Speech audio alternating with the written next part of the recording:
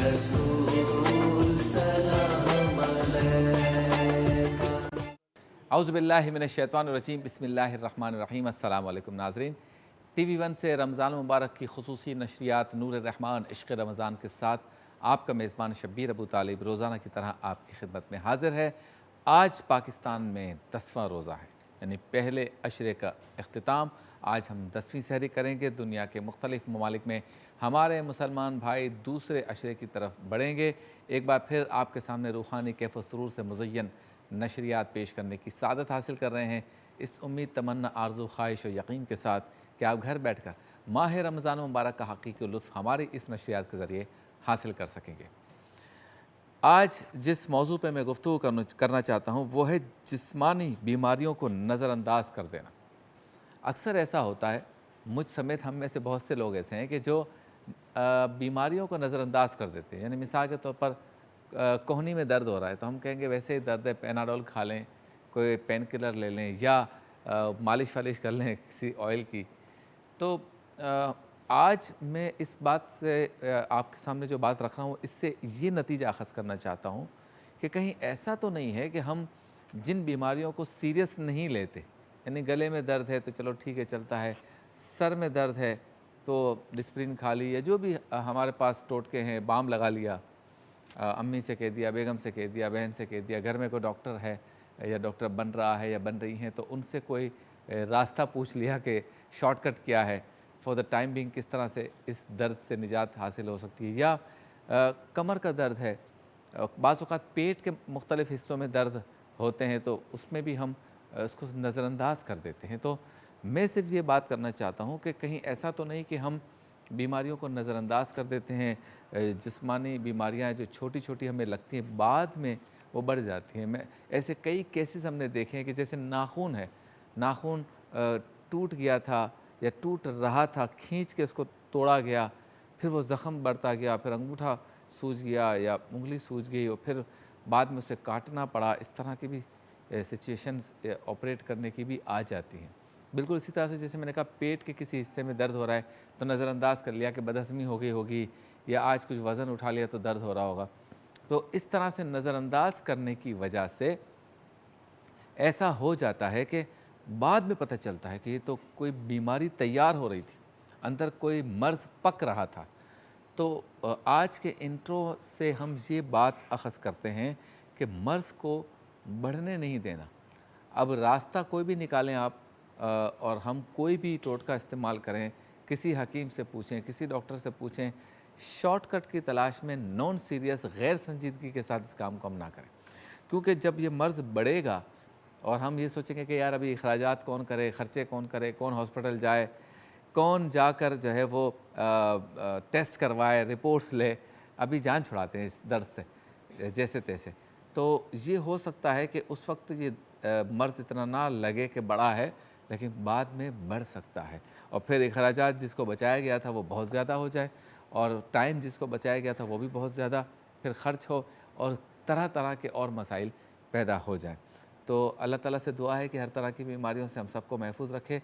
लेकिन मैसेज यही है कि जिस्मानी बीमारियों को नज़रअंदाज नहीं करना चाहिए। इनिशियल स्टेज पर जो स्टार्ट का स्टेज है, आगाज़ है, उसी पे इसका तदारुक किया जाए और इलाज किया जाए।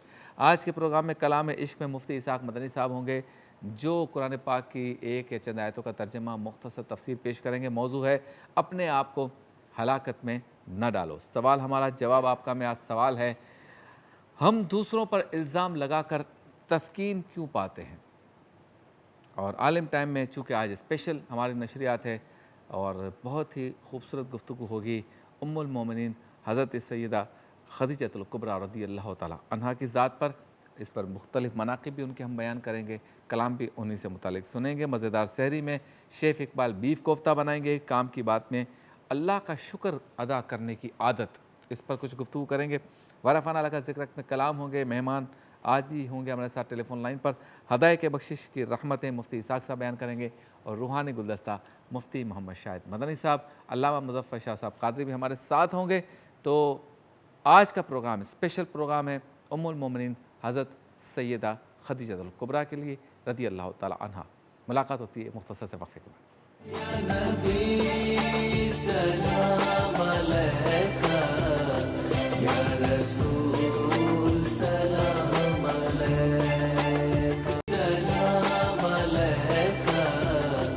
या रसूल सलाम अलैका। खुशामदीद, एक बार फिर आपकी खिदमत में हाजिर हैं। सहरी के बाबरकत लम्हात में आप देख रहे हैं TV1 से बराह रास्त रूह परवर नशरियात नूर रहमान इश्क़ रमज़ान। और चलते हैं उस सेगमेंट की जानिब जिससे होता है हमारे नशरियात का आगाज़, यानी कुरान पाक की एक या चंद आयतों का तर्जमा और मुख्तसर तफसीर पेश करते हैं मुफ्ती मोहम्मद इसाक मदनी साहब। और एक ख़ास मौजू होता है, सेगमेंट का नाम है कलाम इश्क़। बेदीनों ने कलमा पढ़ा, ला इलाहा इल्लल्लाह। कलाम इश्क़ में आज जो मौजू है कुरान पाक की उस आयत का, वो है अपने आप को हलाकत में मत डालो। जी मुफ्ती। बिस्मिल्लाहिर्रहमानिर्रहीम। अल्लाह तबारक व तआला ने सूरह अल-बक़रा की आयत नंबर 195 में इरशाद फरमाया, व अनफ़िक़ू फ़ी सबीलिल्लाहि वला तुल्क़ू बिअयदीकुम इलत-तहलुकति व अहसिनू इन्नल्लाहा युहिब्बुल मुहसिनीन। आयत मुबारका की इब्तिदाई हिस्से में व अनफ़िक़ू का ज़िक्र है, यानी और माल तुम खर्च करो। वला तुल्क़ू बिअयदीकुम इलत-तहलुका, अपने हाथों अपने आप को हलाकत में मत डालो। व अहसिनू, और नेकी करो। इन्नल्लाहा युहिब्बुल मुहसिनीन, अल्लाह तबारक व तआला नेकी करने वालों को पसंद फरमाता है। इस आयत मुबारका में हमें दो तीन बातें समझनी है। पहली बात तो ये है कि मुफस्सिरीन ने लिखा कि ये आयत मुबारका इन्फ़ाक़ के मुताल्लिक़ नाजिल हुई है। अच्छा। यानी कुछ लोगों का ख़याल ये था कि अब हमने जिहाद कर लिया, अल्लाह ताला ने हमें बहुत सारा माल भी दे दिया, और अब हमें चाहिए कि हम इस इन्वेस्टमेंट को, इस माल को मज़ीद बढ़ाने की कोशिश करें बाग़ात के ज़रिए, तिजारत के ज़रिए, और अब जिहाद का जो वक्त आए तो उसमें कुछ कभी जाएँ कभी ना जाएँ, इस तरह की कुछ बातें उन्होंने की। तो अल्लाह तबारक व तआला ने यहाँ इस बात को इरशाद फरमाया कि व अनफ़िक़ू, और तुम खर्च करो। अच्छा। और ख़र्च करने के मामले में फ़रमाया कि दोनों सूरतें हैं, न ये कि सारे का सारा उठा कर ख़र्च कर दो और मोहताज हो जाओ, और न ये कि तिजारत में इस हद तक मुस्तग़रक़ हो जाओ कि ख़र्च करने ही भूल जाओ। यानी एक तो है ना कि वो सदक़ात वाजिबा जैसे ज़कात है या फ़ितरा वग़ैरह है या कसम के कफ़ारे वग़ैरह है या फ़िद्या वग़ैरह है, तो ये तो समझिए कि सदक़ात वाजिबा में आ गए। फरमाया कि सदक़ात वाजिबा के साथ साथ सदक़ात नाफ़िला भी, यानी 2.5% जो तुम दे रहे हो वो तो लाजिम है, उसके अलावा भी अल्लाह की राह में ख़र्च करो, लेकिन ख़र्च करने में इअ्तिदाल का दामन न छोड़ो। न ऐसा हो कि बिल्कुल बुख़ुल करते हुए, कंजूसी करते हुए रोक लो माल को, और न ऐसा कि सखावत ऐसी कि सब का सब खर्च कर दिया और ख़ुद मोहताज हो के दूसरों के सामने हाथ फैलाते रहो। तो इअ्तिदाल का रास्ता, अपने घर वालों की कफ़ालत भी हो, और घर वालों की कफ़ालत के साथ साथ अल्लाह की राह में ख़र्च भी हो, और माल के अंदर बुख़ल और कंजूसी वग़ैरह ना हो, इसका भी एहतमाम करें। तो ये बात तो इन्फ़ाक़ के एतबार से बयान फरमाई गई। दूसरा फरमाया कि वला तुल्क़ू बिअयदीकुम इलत-तहलुका, कि अपने हाथों अपने आप को हलाकत में मत डालो। आम तौर पे जो माल खर्च होता है वो हाथ का एक ताल्लुक़ होता है कि बंदा अपने हाथ से दे देता है, कहा जाए इसका हाथ बड़ा खुला है, ये इसका हाथ बड़ा तंग है। तो यहाँ मुहावरतन ये बात बयान फरमाई गई है कि अपने हाथों अपने आप को हलाकत में मत डालो का मतलब वही है कि कहीं ऐसा ना हो कि तुम अल्लाह तबारक व तआला का दिया हुआ माल रोक कर बैठ जाओ, और तुम्हारे भाई मोहताज हों, अयालदार हों, तुम्हारे अजीज़ अकारीब रिश्तेदार जिन्हें इस वक्त आपके माल की ज़रूरत है, और कहीं ऐसा ना हो कि आप उस माल को रोक के बैठ जाए। दूसरा एक माशरती पहलू के हवाले से भी मैं चाहता हूँ कि हम निशानदही करें कि अपने हाथों अपने आप को हलाकत में डालना मुहावरा है हमारे यहाँ कि भाई ख़ुद अपने आप को इसे हलाकत में डाल दिया। किस तरह से, बाद औक़ात हम ड्राइविंग करते हैं तो बहुत स्पीड होती है ड्राइविंग में, और गाड़ी कंट्रोल नहीं होती। ख़ास तौर पर नौजवान बच्चे जब शुरू में गाड़ी चलाना सीखते हैं, बाइक चलाना सीखते हैं, तो पता नहीं उनमें क्या होता है, कोई करंट भरा हुआ होता है, क्या होता है कि उन्होंने ब्रेक नहीं लगाना होता, बहुत स्पीड से उन्होंने जाना होता है। या फिर ये कि हम अपने बिल्कुल टारगेट पे होते हैं कि 15 मिनट के अंदर मुझे यहाँ से वहाँ पहुँचना है, तो ठीक 15 मिनट पहले घर से निकलना है। ये नहीं कि 20-25 मिनट पहले बंदा घर से निकल जाए, 5-10 मिनट पहले पहुँच जाए। तो तेज़ रफ्तारी भी बाद औक़ात अपने आप को हलाकत में डालने का सबब बनती है। इसी तरीके से एक माशरती और पहलू नशा, ये भी बाद औक़ात जो है वो अपने आप को हलाकत में डालने का ज़रिया और सबब बनता है। वो किसी ने लिखा था कि पहले हम अपनी आदतें बिगाड़ते हैं, फिर आदतें हमें बिगाड़ देती हैं। यानी शौक में दोस्तों के साथ पहले सिगरेट पी, फिर उसके बाद उससे अगला नशा, फिर अगला नशा, फिर अगला नशा, सादा पान खाना शुरू किया, उसके बाद गुटखा, फिर मावा, और पता नहीं क्या क्या चीज़ें, मुंह का कैंसर, फेफड़े ख़राब, और न जाने किन किन चीज़ों के अंदर अपने आप को मुब्तला कर जाते हैं। तो ये भी एक तरीक़ा है अपने हाथों अपने आप को हलाकत में डालने के हवाले से। तो हर चीज़ का मामला एतदाल का होना चाहिए। ख़ास तौर पर अल्लाह तबारक व तआला ने अगर आपको हर तरह के नशे से, सिगरेट से, दीगर चीज़ों से महफूज रखा हुआ है, تو پھر کوشش کیجئے کہ ان چیزوں کی طرف کبھی بھی نہ ہاتھ بڑھائیے نہ اپنے قدم کو بڑھائیے اور ہر اعتبار سے اپنے آپ کو ہلاکت سے بچائیے۔ آیت کے آخری سے بیان فرمایا گیا وَأَحْسِنُوا، اور نیکیاں کرو، ان اللہ یحب المحسنین، بے شک اللہ تبارک و تعالی نیکیاں کرنے والوں کو پسند فرماتا ہے۔ جو نیک لوگ ہیں وہ اللہ کے محبوب ہوتے ہیں، جو نیک لوگ ہیں وہ اللہ تبارک و تعالی کے پیارے ہوتے ہیں، جو نیکیاں کرتے ہیں اللہ تبارک و تعالی انہیں اجر بھی عطا فرماتا ہے، ثواب بھی عطا فرماتا ہے۔ اور نیکی کا جو ایک سب سے بڑا فائدہ وہ یہ ہے کہ اللہ تبارک و تعالی آپ کو ذہنی اور قلبی سکون عطا فرما دیتا ہے، جو دوائیوں سے نہیں ملتا، کسی طرح سے نہیں ملتا۔ جب بندہ کوئی نیکی کرتا ہے، کسی کو کپڑا پہنا دیا، کسی کو کھانا کھلا دیا اور کسی غریب کے پیٹ کے اندر اس کا لقمہ جو ہے وہ چلا گیا، اس کا اپنا دیا ہوا، تو اب یہ کیا ہوتا ہے کہ ان سب چیزوں سے اللہ تبارک و تعالی اس کے دل کو سکون عطا کرتا ہے، ذہن کو سکون عطا کرتا ہے۔ جب اسے سکون ملتا ہے تو پھر یہ کہتا ہے کہ واقعی اس نیکی کی برکت سے اللہ تعالی نے مجھے سارا سکون عطا فرما دیا۔ تو ہم تینوں چیزوں کو دیکھیں، اعتدال کا راستہ خرچ کے اندر، نمبر 2 اپنی عادتوں کو درست رکھیں، کہیں ایسا نہ ہو کہ عادات بگاڑنے کی وجہ سے پہلے ہم اپنی عادتیں خراب کریں اور پھر عادت جو ہے وہ ہمیں خراب کرنا شروع کر دے۔ اور تیسرا یہ کہ نیکی کا کوئی بھی موقع ہاتھ آئے اسے ہاتھ سے نہیں جانے دینا چاہیے۔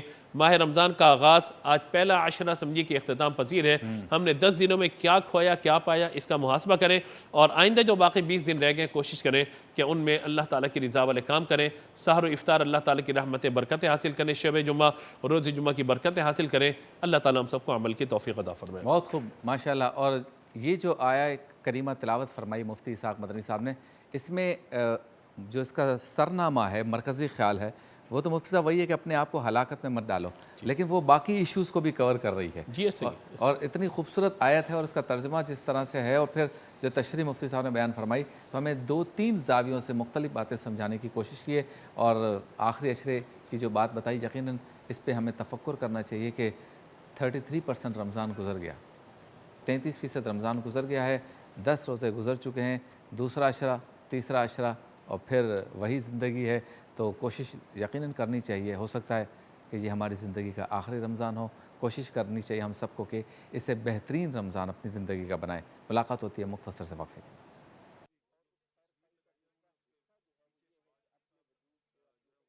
نبی سلام علیکہ، یا رسول سلام علیکہ، سلام علیکہ، یا رسول سلام علیکہ۔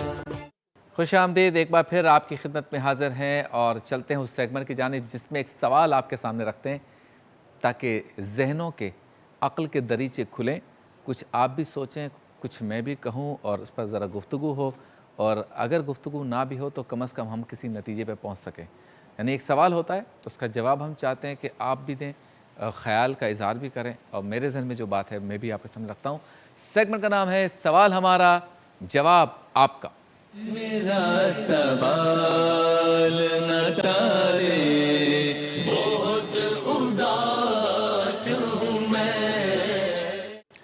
سوال ہمارا، جواب آپ کا میں آج ہمارا سوال ہے، ہم دوسروں پر الزام لگا کر کیوں تسکین پاتے ہیں؟ خراب عادت ہے ویسے، اور یہ بہت زیادہ ہے، ابھی سے نہیں ہے، یعنی اس وقت نہیں ہے، اس زمانے میں نہیں ہے، ویسے ہی ہمارے ہاں یہ عادت بہت ہی زیادہ رہی ہے کہ الزام فوراً لگا دیتے ہیں۔ اچھا، بدقسمتی سے یہ ہم مسلمانوں میں یا مسلمان کنٹریز میں یا اس خطے میں زیادہ ہے۔ جب جو لوگ باہر کام کرتے ہیں نا، مثال کے طور پر یورپ میں، امریکہ میں یا فار ایسٹ وغیرہ میں، وہاں یہ چیز کم دیکھی گئی ہے، وہ اتنی آسانی سے کسی پہ بلیم نہیں لگاتے، کیونکہ وہاں کے قوانین بھی بڑے سخت ہیں کہ اگر آپ نے کسی پر الزام لگا دیا وہ آپ کو کورٹ میں لے جائے گا، تو دنیاوی اعتبار سے بھی وہ ڈرتے ہیں اور اخلاقی معیار بھی انہوں نے اپنا ایک بنایا ہوا ہے۔ ہمارے ہاں ہم فوراً الزام لگاتے ہیں، حالانکہ ہم شریعت کے ماننے والے ہیں اور اسلام دین اور دین کے اصول، اسلامک جو پرنسپلز ہیں وہ، اور شریعت ہمیں سکھاتی ہے کہ کسی پر الزام نہیں لگا سکتے آپ، نہ آپ کے پاس ثبوت ہے نہ کچھ ہے، آپ نے الزام لگا دیا۔ آپ کو اور مجھے یہ پتہ ہونا چاہیے کہ جس پر ہم بغیر تحقیق کے الزام لگا رہے ہیں اس پر کیا گزرتی ہے اور اس کو کتنا نقصان ہوتا ہے، اور یہ احساس تب ہوتا ہے جب ہم پہ کوئی الزام لگاتا ہے۔ بہت ہی اہم معاملہ ہے۔ اچھا، ہے معاملہ یہ کہ ہم اس عادت کی وجہ سے شاید تسکین حاصل کرتے ہیں، ہمیں ایسا لگتا ہے کہ ہمارے دل کو راحت ہوئی. دیکھا میں نے 4-5 آدمیوں کو بتائی اس کے بارے میں یہ بات. اب وہ بات اس میں ہے تو نہیں, آپ نے کوئی نہ کوئی گند اچھالا, کوئی نہ کوئی ایسا کام, ایسی بات اس سے منسوب کر دی جو اس بیچارے میں ہے نہیں, لیکن آپ کو تسکین ہو رہی. سب کہہ رہے ہیں اچھا اتنا برا آدمی ہے یہ, میں بھی ذرا پوچھوں گا پڑوسی سے. اچھا اب ہمیں تسکین ہو رہی ہے کہ یہ معاملہ ملٹیپلائی ہو رہا ہے اور پھیل رہا ہے. یعنی کسی کو بدنام کرنا, کسی پر الزام لگانا, بالخصوص اگر یہ معاملہ خواتین میں ہو یا خواتین سے متعلق ہو, تو اللہ تعالیٰ ہم سب کو محفوظ رکھے. اور زیادہ قبیح فعل ہے کسی کی بہن, کسی کی ماں, کسی کی بیٹی کے بارے میں الزام لگانا. اور یہ بھی ہمارے معاشرے میں عام ہے کہ بہت ہی گندا کھیل کھیلا جاتا ہے جب کسی کے گھروں میں جا کر ہم یا گھروں تک پہنچ کر ہم اس طرح کے الزام لگاتے ہیں. تو سوال ہمارا یہ ہے کہ ہم دوسروں پر الزام لگا کر, تہمت لگا کر کیوں تسکین پاتے ہیں؟ اس کی 1-2 وجوہات ہیں. ایک وجہ تو یہ ہے کہ ہم جو ہے وہ مذہب اور دین سے دور ہیں, ہمیں نہیں پتہ کہ اس کا کتنا بڑا گناہ ہے. دوسری وجہ یہ ہے کہ صحبت خراب ہے. یعنی اگر اچھی صحبت ہے, اللہ کے ولیوں کے ساتھ آپ کا اٹیچمنٹ ہے, مسجد سے آپ کا رابطہ ہے, خانقاہوں سے یا خانقاہی نظام سے, پرفیکٹ خانقاہوں سے اور پرفیکٹ خانقاہی نظام سے آپ کا واسطہ ہے, اچھی علمی شخصیات سے آپ کا واسطہ ہے, خود کو آپ نے اچھی ایکٹیویٹیز میں مصروف رکھا ہے, پھر آپ ان چیزوں کی طرف نہیں جاتے. لیکن فارغ لوگ جن کی صحبت بھی بری ہے, فٹ پاتھ پہ بیٹھنے والے, یا خواتین جو آپس میں ایک دوسرے کے ساتھ گپے لگانے کی عادی ہیں, یا مرد ہیں, تو پھر ان میں یہ باتیں زیادہ ہوتی ہیں. اچھا جی, تیسری بات یہ ہے کہ ہم نے جو ہے نا وہ اس بات کو ہم بھول گئے ہیں کہ جب آپ کسی پر الزام لگاتے ہیں تو پھر مکافات عمل ہے وہ لوٹ کے بھی آ سکتا ہے, اور لوٹ کے آتا بھی ہے. یہاں تو کفر کے فتوے لوگ لگا دیتے ہیں. بیچارہ اچھا خاصا اللہ کا ماننے والا, اللہ کے رسول سے محبت کرنے والا ہوتا ہے, لیکن ہم اس کو بدنام کرنے کے لیے, اس پر الزام یا تہمت لگا کے تسکین حاصل کرنے کے لیے, اس کو معاشرے میں ذلیل و رسوا کرنے کے لیے کفر کا فتویٰ بھی لگا دیتے ہیں. دین سے متعلق بھی کوئی نہ کوئی بات اس سے منسوب کر دیتے ہیں تاکہ اس کے چین, سکون اور راحت میں کمی آئے, وہ بے چین ہو جائے اور لوگ اس پر لعنت ملامت کریں اور ہم خوش ہوں. یہ بھی ایک بہت ہی بڑا گناہ ہے. اور یاد رکھیے, جب آپ کسی کو کافر کہتے ہیں اور وہ کافر نہیں ہے اگر, تو پھر کفر لوٹ کے آتا ہے. آپ نے کفر کا فتویٰ لگا دیا بغیر سوچے سمجھے. بغیر سوچے سمجھے سے مراد یہ کہ آپ نے کوئی تحقیق نہیں کی, کسی عالم سے نہیں پوچھا, اس کے جملوں کو کہیں پر پرکھا نہیں, کسی سے پوچھا نہیں, اور آپ نے تسکین کے لیے اپنے تئیں اس کو کفر کا فتویٰ دے دیا یا کافر کہہ کے مشہور کرنا شروع کر دیا. آج کل چونکہ موبائل ہے, واٹس ایپ پہ کوئی بھی چیز جو ہے وہ فوراً اسپریڈ اپ ہو جاتی ہے, انٹرنیٹ پہ اسپریڈ اپ ہو جاتی ہے, تو کسی کے خاندان کے بارے میں, کسی کی ذات کے بارے میں, کسی کے فعل کے بارے میں, کسی کی ماں اور بہن کے بارے میں, کسی کے گھر اور خاندان کے بارے میں, رشتوں میں بہت زیادہ ایسا ہوتا ہے, کاروبار میں جب کوئی کسی کے ساتھ کاروبار کرنے لگتا ہے تو جلن میں, حسد میں ہم یہ کہتے ہیں اس سے کاروبار نہیں کرنا, یہ چور ہے. رشتوں میں ہم کہتے ہیں اس کے گھر رشتہ نہیں کرنا, یہ خاندان بہت برا ہے. کیا اتنا بڑا آپ نے الزام لگایا, آپ کے پاس کوئی ثبوت ہے؟ نہیں ہے. تسکین کیا ہو رہی ہے, اس کا رشتہ نہیں ہوا. دیکھا میں نے ایک ایسی چال چلی, اس کا رشتہ نہیں ہوا. یہ چال نہیں ہے, آپ نے اپنی عاقبت خراب کی ہے.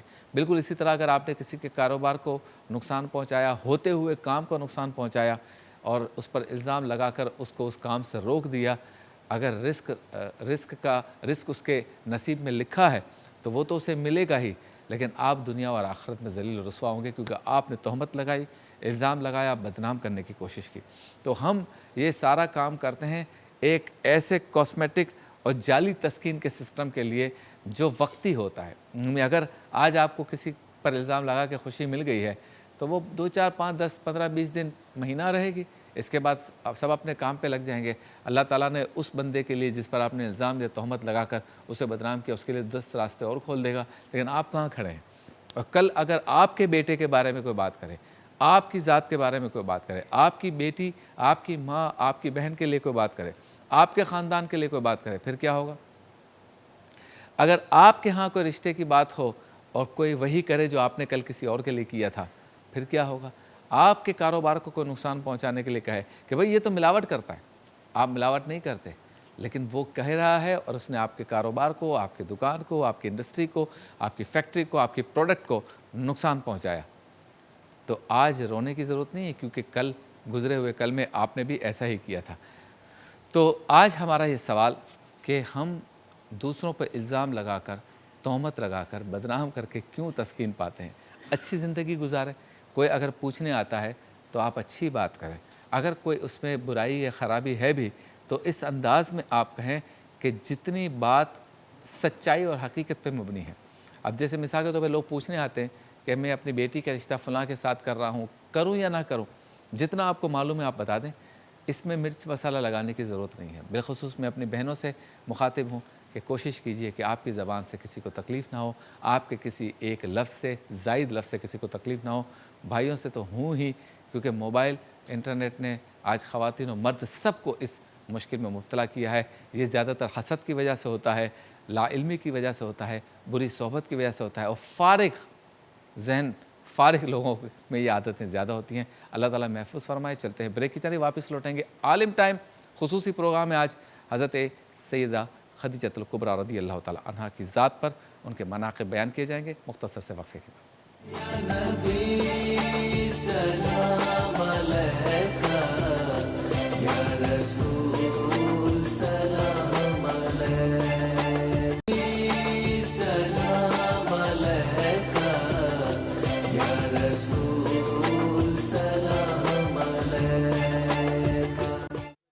خوش آمدید. ایک بار پھر آپ کی خدمت میں حاضر ہیں اور آپ دیکھ رہے ہیں ٹی وی 1 سے براہ راست نور الرحمان عشق رمضان کی یہ روح پرور نشریات سحری کے بابرکت لمحات میں. اب چلتے ہیں اس سیگمنٹ کی جانب جس میں ہمارے ساتھ علماء کرام ہوتے ہیں اور ہم علم دین کی بات کرتے ہیں، علم کی بات کرتے ہیں، سوال کرتے ہیں، جواب لیتے ہیں اور کوشش کرتے ہیں کہ اس نشست کے ذریعے ہم کچھ حاصل کر سکیں. آج چونکہ خصوصی پروگرام ہے ام المومنین حضرت سیدہ خدیجۃ الکبریٰ رضی اللہ تعالیٰ عنہا کی ذات کے حوالے سے، سیرت کے حوالے سے، کردار کے حوالے سے، اور اسی لیے آج کی اس نشست سے لے کر آخر تک ہم انشاءاللہ تعالیٰ ان کے مناقب بیان کریں گے. سیگمنٹ کا نام ہے عالم ٹائم.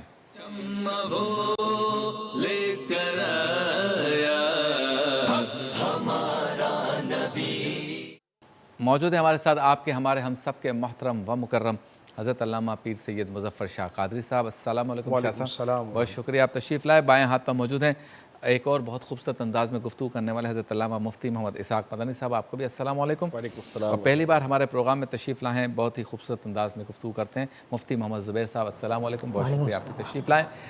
اچھا جی، سب سے پہلے شاہ صاحب ازواج مطہرات کے مقام پہ ذرا گفتگو کیجئے، پھر ہم بات کو آگے بڑھاتے ہیں، پھر اس میں سے تخصیص کر کے سیدہ کی ذات پہ چلیں گے.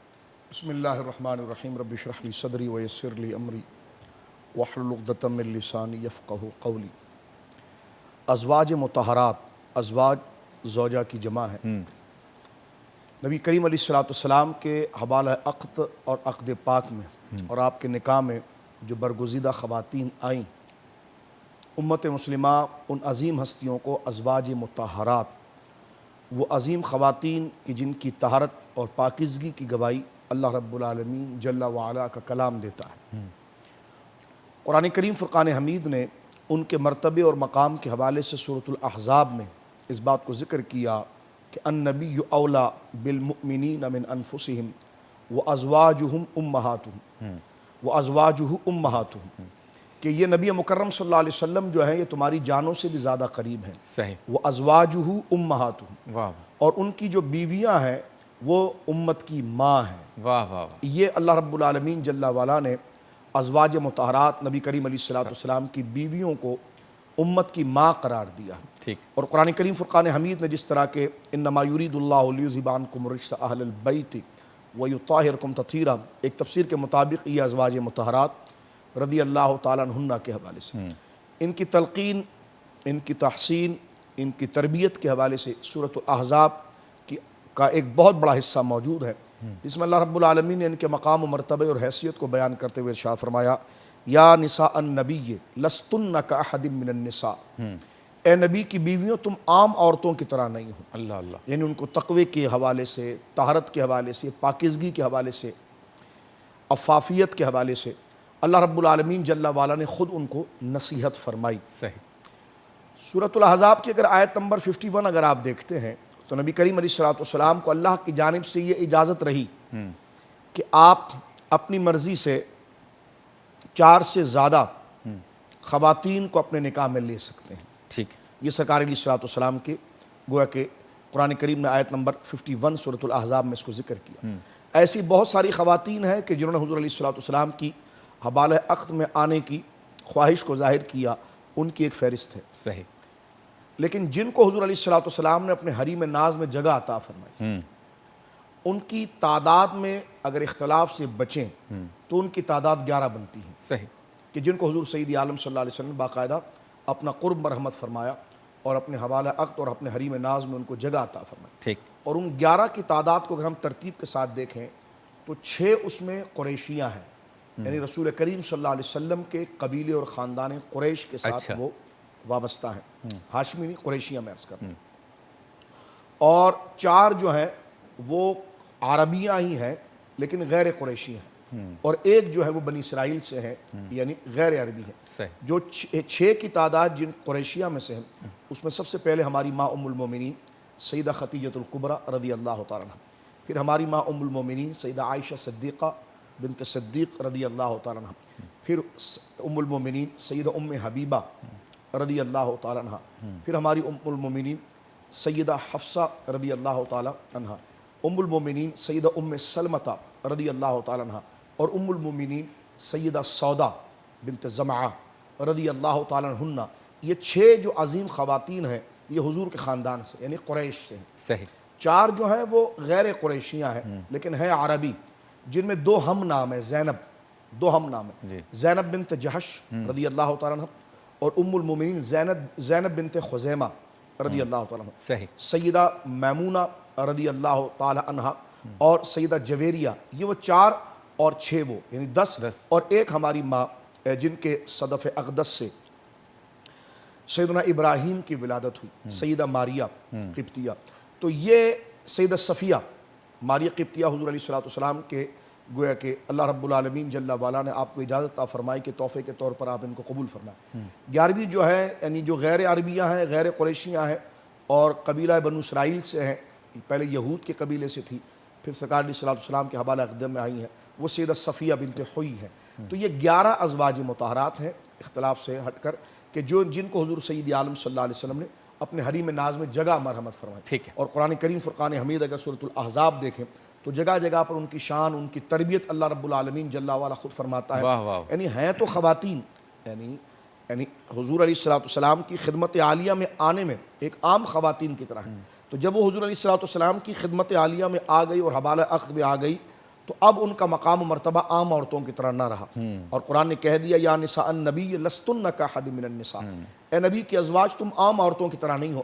پھر اہتمام آپ دیکھیں کہ ان اپنے حبیب کا مقام، مرتبہ، اس کا مزاج اور اس کے ماحول کی تربیت کو اللہ رب العالمین نے سورۃ الاحزاب میں ترتیب کے ساتھ ان ازواج مطہرات کی تربیت فرمائی کہ میرا محبوب کون ہے، اس کا مزاج کیا ہے، اس کا مشن کیا ہے، وہ کیا کرنا چاہتا ہے، تم نے اس کے ساتھ کیسا رویہ رکھنا ہے اور کیسا رویہ نہیں رکھنا۔ تو اللہ رب العالمین سورۃ الاحزاب میں ترتیب کے ساتھ ان کے مقام و مرتبے کو بیان فرمایا، اور پھر ارشاد فرمایا النبی اولیٰ بالمؤمنین من انفسہم، یہ نبی مکرم صلی اللہ علیہ وسلم تمام مومنین کے جانوں سے زیادہ قریب ہے، وہ ازواج امہاتہم، اور ان کی بیویاں جو ہیں وہ مومنوں کی مائیں ہیں۔ کیا بات ہے، سبحان اللہ سبحان اللہ۔ اچھا مفتی اسحاق مدنی صاحب ذرا یہ بتائیے کہ حضرت خدیجۃ الکبریٰ رضی اللہ تعالیٰ عنہا کا آج تذکرہ ہم کر رہے ہیں، کیا امتیاز تھا باقی جتنی بھی ازواج تھی اس میں؟ بسم اللہ الرحمن الرحیم، اللہم رب اشرح لی صدری ویسر لی امری واحلل عقدۃ من لسانی یفقہوا قولی واجعل لی وزیرا من اہلی۔ حضور اکرم صلی اللہ تعالیٰ علیہ وآلہ وسلم کی ازواج مطہرات رضی اللہ تعالیٰ عنہن کا ذکر جیسے شاہ صاحب نے فرمایا، ان میں جو سب سے بڑی فضیلت اور سب سے بڑی خوبی اور تمام ازواج میں جنہیں سب سے زیادہ حضور صلی اللہ تعالیٰ علیہ وآلہ وسلم کا قرب خاص حاصل ہوا وہ حضرت سیدہ خدیجۃ الکبریٰ رضی اللہ تعالیٰ عنہ ہی ہیں۔ آپ دیکھیے کہ نبی مکرم صلی اللہ تعالیٰ علیہ وآلہ وسلم کی عمر مبارکہ جب 25 سال نکاح ہوتا ہے تو اگلے 25 سال تک میرے آقا علیہ السلام نے کوئی اور نکاح نہیں فرمایا۔ 25 سال تک حضور صلی اللہ تعالیٰ علیہ وآلہ وسلم کے عقد میں حضرت خدیجۃ الکبریٰ رضی اللہ تعالیٰ عنہ تشریف فرما رہی۔ ایک تو یہ بات ہوئی۔ دوسری بات یہ ہے کہ حضور صلی اللہ تعالیٰ علیہ وآلہ وسلم کی جتنی اولاد ہوئی سوائے حضرت ابراہیم رضی اللہ تعالیٰ عنہ کے، جن کا ذکر قبلہ شاہ صاحب نے فرمایا، ان کے علاوہ 4 صاحبزادیاں اور 2 صاحبزادے یعنی 4 شہزادیاں اور 2 شہزادے یہ حضرت خدیجہ کبریٰ رضی اللہ تعالی عنہا کے بطن مبارکہ سے اللہ تعالیٰ نے حضور کو عطا فرمایا. 2 خصوصیات ہو گئی. تیسری بات یہ ہے کہ آپ دیکھیے کہ عرب کے اس ماحول اس کلچر کے اندر کہ جہاں پر طاہر رہنا، پاک رہنا، طیب رہنا بہت مشکل معاملہ ہوتا تھا، لیکن اس دور میں آپ کو طاہرہ کہا جاتا تھا. آپ کا لقب ملکۃ العرب ہے. اور میں اسی تناظر میں آج کی بات کروں کہ آج اگر کسی کے پاس کچھ مال یا کچھ پیسہ آ جاتا ہے تو اس کا لباس تبدیل ہو جاتا ہے، اس کا انداز تبدیل ہو جاتا ہے. لیکن آپ دیکھیے کہ عرب کی یہ وہ خاتون ہیں کہ جنہیں اپنے والد محترم سے تجارت جو ہے مطلب ورثے کے اندر جو ہے منتقل ہوئی. اور نہ صرف یہ بلکہ پہلا نکاح ابو حالہ سے ان کا ہوا، ان کا جب وصال ہوا تو عتیق نامی شخص سے ان کا نکاح ہوا. ان کے بعد پھر حضور صلی اللہ تعالیٰ علیہ وآلہ وسلم سے ان کا نکاح ہوا. تو آپ دیکھیے کہ ان تمام چیزوں کے باوجود جو اس کے بعد کا پورا عرصہ 25 سال کا آپ دیکھیں گے، انہوں نے تجارت کو ایک طرف رکھا، سارے معاملات کو ایک طرف رکھا، فقط اپنی مکمل زندگی حضور کی خدمت کے لیے وقف کر دی. یہ بہت بڑا وقت تھا جو اللہ نے ان کو عطا فرمایا. سبحان اللہ، سبحان اللہ. گفتگو جاری رہے گی، آپ سے ملاقات ہوتی ہے مختصر سے وقت.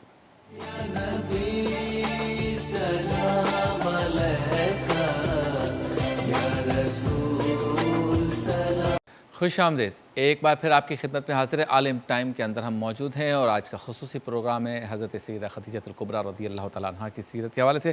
جی حضور، نکاح ہوا سرکار دو عالم صلی اللہ علیہ وسلم سے، اس کی کیفیت بتائیے، کس ماحول میں ہوا، کیا حالات تھے اس وقت؟ پھر وہ مال تجارت لے کر خود بھی یا تو جاتی تھیں یا خادمین کے ذریعے، خدام کے ذریعے بیچتی تھی. ایک تجارت کا ایک ماحول تھا ان کا. اس سچویشن میں ابھی اعلان نبوت نہیں ہوا ہے اور سرکار دو عالم صلی اللہ علیہ وسلم سے نکاح. دیکھیں بہت بردبار خاتون تھیں آپ. سرکار کریم علیہ السلام ان کے محاسن کو خود بیان کرتے تھے. یعنی سیدہ زہرا سے بھی ذکر کیا، حضرت عائشہ سے بھی ذکر کیا، یہ حدیث کے اندر موجود ہیں. اور سرکار دو عالم صلی اللہ علیہ وسلم ان کے محاسن کو خود بیان کرتے. اس لیے کہ سیدہ پاک اپنے مزاج میں اس قدر مضبوط اور مدبر تھیں کہ ان کے والد گرامی کا انتقال ہو گیا اور عمر بظاہر بہت کم تھی. پھوپھی نے اور چچا نے آپ کو پالا، لیکن والد کے بزنس کو پھر رن آپ نے کیا اور اس بزنس کو آپ نے 5% سے 100% تک پہنچایا. اور عرب کی سب سے بڑی یعنی تاجراؤں میں سے آپ کا شمار ہوا، جن کی تجارت، جن کی حکمت کی حضور نے خود تعریف کی. واہ واہ واہ. اور سیدہ زہرا پاک سے حضور نے فرمایا کہ تمہاری والدہ کے اندر یہ خصوصیات تھیں، یعنی تجارت کے اندر. اب آپ دیکھیے کہ جس طرح مفتی صاحب نے ذکر فرمایا کہ طاہرہ یعنی عفافیت اور مزاج کی پاکیزگی بھی وہاں پر ہے. حضور علیہ السلام سے اس نکاح کے علاوہ اور بھی بہت سارے رشتے آپ کے تھے. آپ کے بھائی عوام، اور یہ عوام وہ ہے جو سرکار کریم علیہ السلام کی پھوپھی سیدہ صفیہ سے جن کا نکاح ہوا تھا. اچھا. اور ان کے صدف اقدس سے حضرت زبیر بن عوام پیدا ہوئے اور ان سے حضرت عبداللہ بن زبیر، یعنی زبیر بن عوام جو عشرہ مبشرہ میں سے، زبیر بن عوام بن خویلد، ہاں، یہ حضرت سیدہ خدیجہ الکبریٰ رضی اللہ تعالیٰ عنہا کے سگے بھائی ہیں. ان کا نکاح حضور علیہ السلام کی پھوپھی سے ہوا ہے کیونکہ ہیں سب قریش کے. ان کے صدف سے پیدا ہوئے ہیں حضرت زبیر بن عوام. زبیر بن عوام داماد ہیں حضرت سیدنا صدیق اکبر کے، کہ ان کے نکاح میں آئی ہیں حضرت اسماء بنت ابی بکر، اور ان سے عبداللہ بن زبیر پیدا ہوئے ہیں. تو گویا کہ یہ برگزیدہ سلسلہ، عبداللہ بن زبیر کو اگر آپ دیکھیں، زبیر بن عوام کو اگر آپ دیکھیں تو یہ بڑے برگزیدہ لوگ ہیں. تو یعنی اس اعتبار سے اگر آپ دیکھیں تو سرکار دو عالم صلی اللہ علیہ وسلم کی پھوپھی جان حضرت سیدہ خدیجہ کی بھابھی ہیں اس رشتے کے حوالے سے. اسی طرح آپ کے جو بیٹے ہیں ہند، جو اپنی والدہ کے ساتھ ہی اسلام قبول انہوں نے کر لیا تھا. اچھا. اور حضور علیہ السلام کے بڑے مقرب رہے اور آپ بڑے اعزاز سے یہ بات کرتے تھے تحدیث نعمت کے لئے کہ میں وہ ہوں کہ میرے باپ جیسا کسی کا باپ نہیں. واہ واہ. میں وہ ہوں جس کی ماں جیسی کسی کی ماں نہیں. میں وہ ہوں جس کی بہن جیسی کسی کی بہن نہیں، کیونکہ میری بہن فاطمہ ہے. تو سیدہ خدیجہ الکبریٰ رضی اللہ تعالیٰ عنہا کو یہ اعزاز اور یہ شرف اس خاندان کے حوالے سے حاصل ہوا.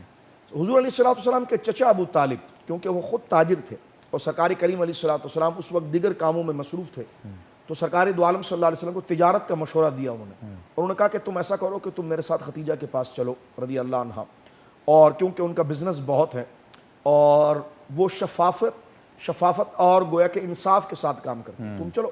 یہ بات جناب ابو طالب پہنچانے سے پہلے سیدہ خدیجہ کو پتہ چل گئی تھی ان کے غلام میسرہ کے ذریعے. اچھا. تو انہوں نے خود پیغام پھر دوبارہ پہنچایا جناب ابو طالب کو کہ آپ ان کو لے کر آئیں. اچھا. اور میں ان کو مزاربت کا میں ان کے ساتھ عہد کرتی ہوں، اور لوگوں کو جو میں دیتی ہوں ان سے دگنا میں ان کو دوں گی. سرکار دو عالم صلی اللہ علیہ وسلم امین صادق اپنے اخلاق کے اعتبار سے مشہور ہے. اور سیدہ خدیجہ آپ سے عمر میں 15 سال بڑی ہے۔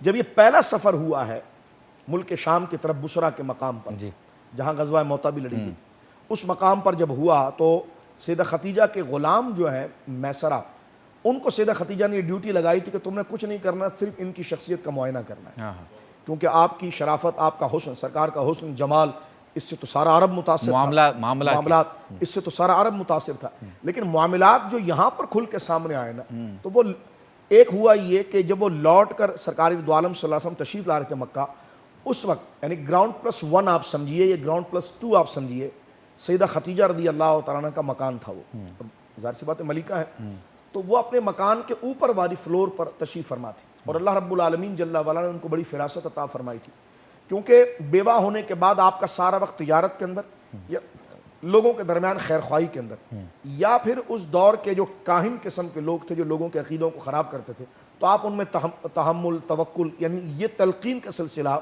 اسلام قبول کرنے سے پہلے آپ کے اندر یہ شرافت گویا کہ موجود تھی۔ صحیح۔ آپ اپنے مکان کے بالائی خانہ میں موجود ہیں، سرکار کریم علیہ السلام سامنے سے تشریف لا رہے ہیں قافلے میں، تو باقاعدہ آپ کی نظر آسمان پر پڑی ہے، تو آسمان پر باقاعدہ ایک بادل، کتابوں میں تو لکھا ہے کہ باقاعدہ آپ نے فرشتوں کو دیکھ لیا، یعنی یہ آپ کا عرفان تھا، کیا بات، یہ آپ کی معرفت تھی۔ کتابوں میں تو یہ لکھا ہے، سیرت کی کتابوں میں، کہ سیدہ خدیجہ نے حضور سید عالم کے سر مبارک کے اوپر جو فرشتوں نے جھرمٹ کیا ہوا تھا اور حضور کو سایہ دیا ہوا تھا، تو سیدہ خدیجہ کے لطائف اس وقت اتنے روشن تھے کہ آپ نے ان فرشتوں کا مشاہدہ کیا۔ کیا بات، تو میں نے بادل سے اس کو تشبیہ دی، اور اس وقت آپ کے قریب خواتین بیٹھی ہوئی تھی، ان سے آپ نے کہا کہ دیکھو یہ شخص کون آ رہا ہے، سب پر دھوپ، چلچلاتی بھی دھوپ ہے، اس کی تمازج نے، دھوپ کی تمازج نے ہر ایک کو پریشان کیا ہے، لیکن دیکھو یہ محمد بن عبداللہ آ رہے ہیں صلی اللہ علیہ وسلم، ان کے سر مبارک اور جہاں تک یہ گزر رہے ہیں ان کے اوپر سایہ اتنا گھنا ہے کہ جس طرح کہ عصر کے بعد کا وقت ہوتا ہے۔ یہ وہ تمام معاملات تھے جس نے حضرت سیدہ خدیجۃ الکبریٰ کو متاثر کیا، کیونکہ آپ کے چچا زاد ورقہ بن نوفل جو کتاب کے عالم تھے، وہ یہ بار بار ان سے کہتے تھے کہ نبی خاتم النبیین آنے والے ہیں، ان کا وقت بڑا قریب ہے اور وہ اسی علاقے میں کسی جگہ پر مبعوث ہوں گے۔ تو یہ علامات اور یہ حیران کن مشاہدے نے آپ کو بالکل قریب کیا۔ جب لوٹ کر آئے تو سرکار کریم علیہ السلام سے جو طے ہوئی تھی اجرت، اس سے زیادہ آپ نے دیا۔ تو یہ بات حضور اپنی آخری عمر شریف تک بات کرتے تھے، اور سیدہ زہرا پاک سے حضور نے یہ کہا، اللہ اکبر، کہ تیری ماں وہ ہے کہ جو خدمت میں بہت زیادہ بڑھ کر خدمت کرنے والی۔ کیا بات۔ تو سرکار علیہ السلام سے جو طے ہوا تھا اس سے بھی زیادہ حضور علیہ السلام کو دیا۔ پھر میسرہ کو بلایا، میسرہ نے کہا کہ یہ بندے نہیں، یہ تو فرشتے ہیں۔ اللہ، کیا دیکھا؟ کہا یہ جھوٹ نہیں بولتے، کیا بات، یہ دھوکہ نہیں دیتے، یہ سامان کا عیب بتا کر بیچتے ہیں اور جو اس کی حیثیت ہے وہ بتا کر بیچتے ہیں۔ کہا اور تو نے کیا دیکھا؟ کہا وہاں پر یہ ہوا کہ ایک شخص جب لینے کے لیے آیا تو اس نے جناب جو کہ لات و عزا کی قسم کھائی، اور یہ ان سے یہ کہا کہ آپ لات و عزا کی قسم کھائیے تو میں یہ سامان اٹھا لوں گا۔ تو میسرہ سے کہنے لگی انہوں نے کیا کہا؟ انہوں نے کہا کہ میں لات و عزا کی قسم کبھی نہیں کھا سکتا، میں جو بات کر رہا ہوں اس کی سچائی کے ساتھ تم قبول کرو۔ تو یہ میسرہ کا جو مشاہدہ تھا وہ یہ رہا، اور پھر خود گویا کہ حضرت خدیجۃ الکبریٰ رضی اللہ تعالیٰ عنہا نے جناب ابو طالب سے کہا کہ میں ان سے نکاح کرنا چاہتا ہوں۔ کیا بات، اور پھر وہ نکاح طے ہوا۔ سبحان اللہ، سبحان اللہ، کیا بات ہے۔ پورا واقعہ نکاح اور اس کے اطراف کا بیان کر دیا۔ چلتے ہیں بریک کی جانب، بریک کے بعد ہوتی ہے آپ سے دوبارہ۔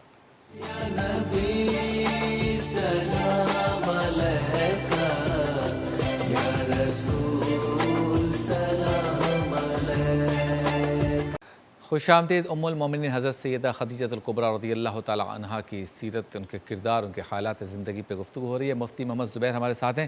سرکار دو عالم صلی اللہ علیہ وسلم سے ان کی الفت اور محبت کے بارے میں ذرا بتائیے۔ اعوذ باللہ من الشیطان الرجیم، بسم اللہ الرحمن الرحیم۔ شبیب بھائی، سرکار دو عالم صلی اللہ علیہ وسلم کی ذات مبارکہ تو وہ ذات ہے کہ جو دشمن ہوں، جو برائی کرنے والے ہوں، ان کے ساتھ بھی رحمت اور شفقت کا معاملہ ہے، کیا بات، اور ان کو گلے لگانا ہے۔ تو پھر جو اچھائی کا معاملہ کرے ان کی کیا ہی بات کی جا سکتی ہے۔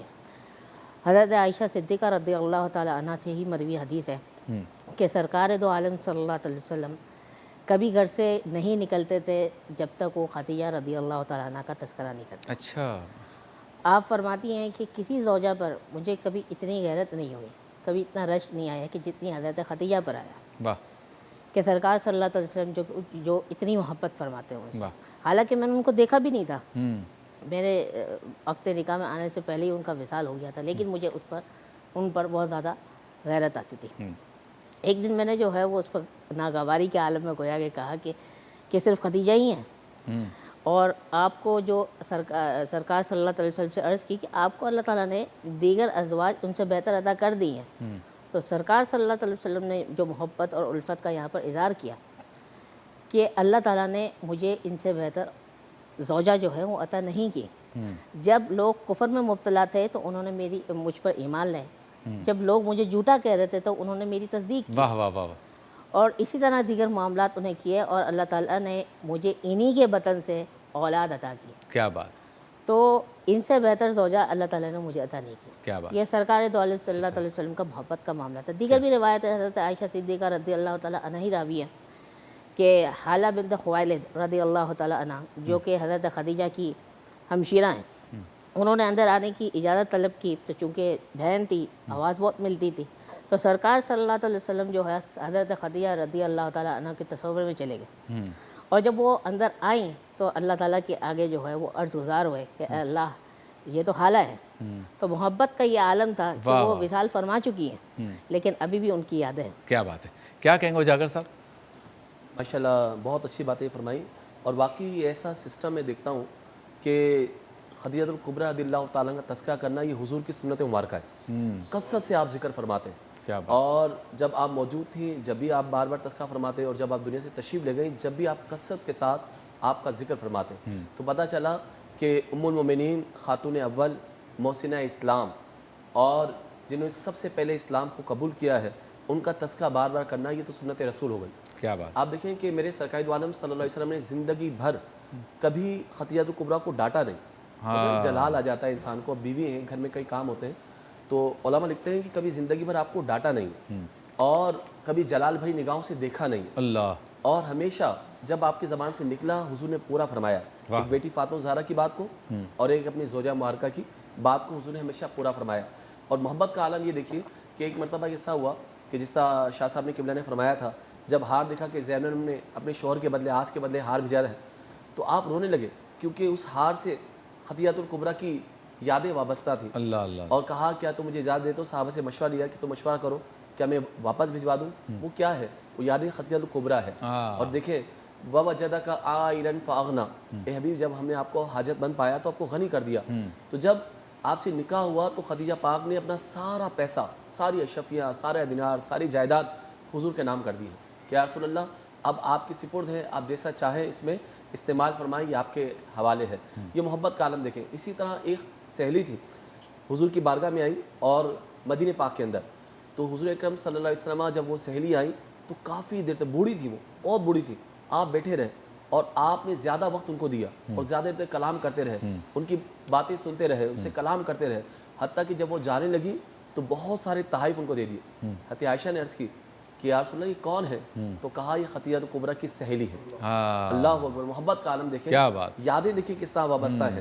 اسی طریقے سے آپ صلی اللہ علیہ وسلم کی عادت ہے، مفتی احمد نعیمی نے لکھا، فرماتے ہیں کہ آپ اکثر بکری کا بچہ وغیرہ ذبح فرماتے ہیں اور اس کا گوشت خدیجہ الکبریٰ کی سہیلیوں میں تقسیم فرماتے ہیں اچھا، تاکہ ان کی روح مبارکہ کو سکون پہنچے۔ کیا بات، آپ کہتے ہیں پوری کائنات آتی ہے رسول اللہ کے دربار میں تاکہ سکون ملے پریشانی کے عالم میں، اور جب میرے نبی پریشان ہوتے تو آپ تشریف لے کر آتے خدیجہ الکبریٰ کے پاس۔ کیا یہ بات، محبت کا عالم۔ سبحان۔ اچھا شاہ صاحب، وحی کا تذکرہ ہوا، اس وقت کے ذرا حالات بتائیے کہ جب نزول وحی کا واقعہ ہمارے سامنے آتا ہے تو وہاں پہ بھی سیدہ کا تذکرہ آتا ہے۔ ایک مختصر سے وقفے کے بعد وحی اور اس کے اطراف میں جو واقعات ہوئے وہاں سیدہ کا کیا رول اور کردار ہے، اس پہ گفتگو کریں گے مختصر سے وقفے کے بعد۔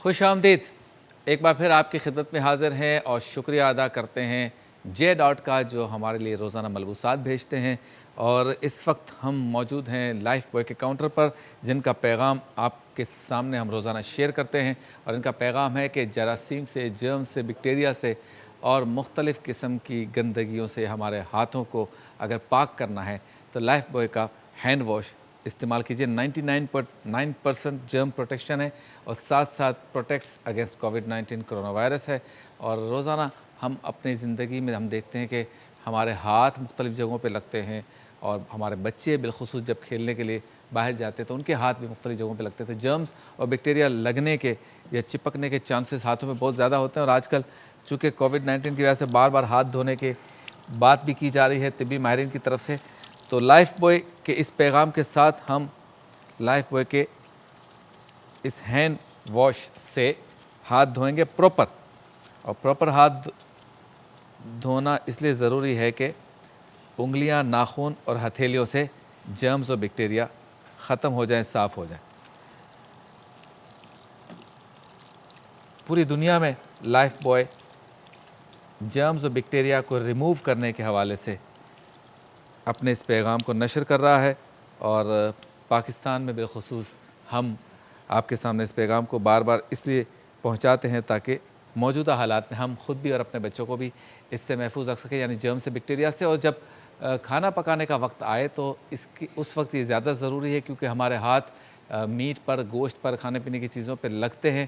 تو ہاتھ اگر صاف کیے ہوئے ہوں گے لائف بوائے کے ہینڈ واش سے تو زیادہ ہم کانفیڈنس کے ساتھ ان چیزوں کو ہاتھ لگا سکیں گے کہ ہاں اب اس میں بیکٹیریا اور جرمز نہیں لگیں گے. تو چلتے ہیں اس سیگمنٹ کی جانب جس میں سحری تیار ہوتی ہے، کھانا پکایا جاتا ہے. ہم کچن کی طرف جاتے ہیں.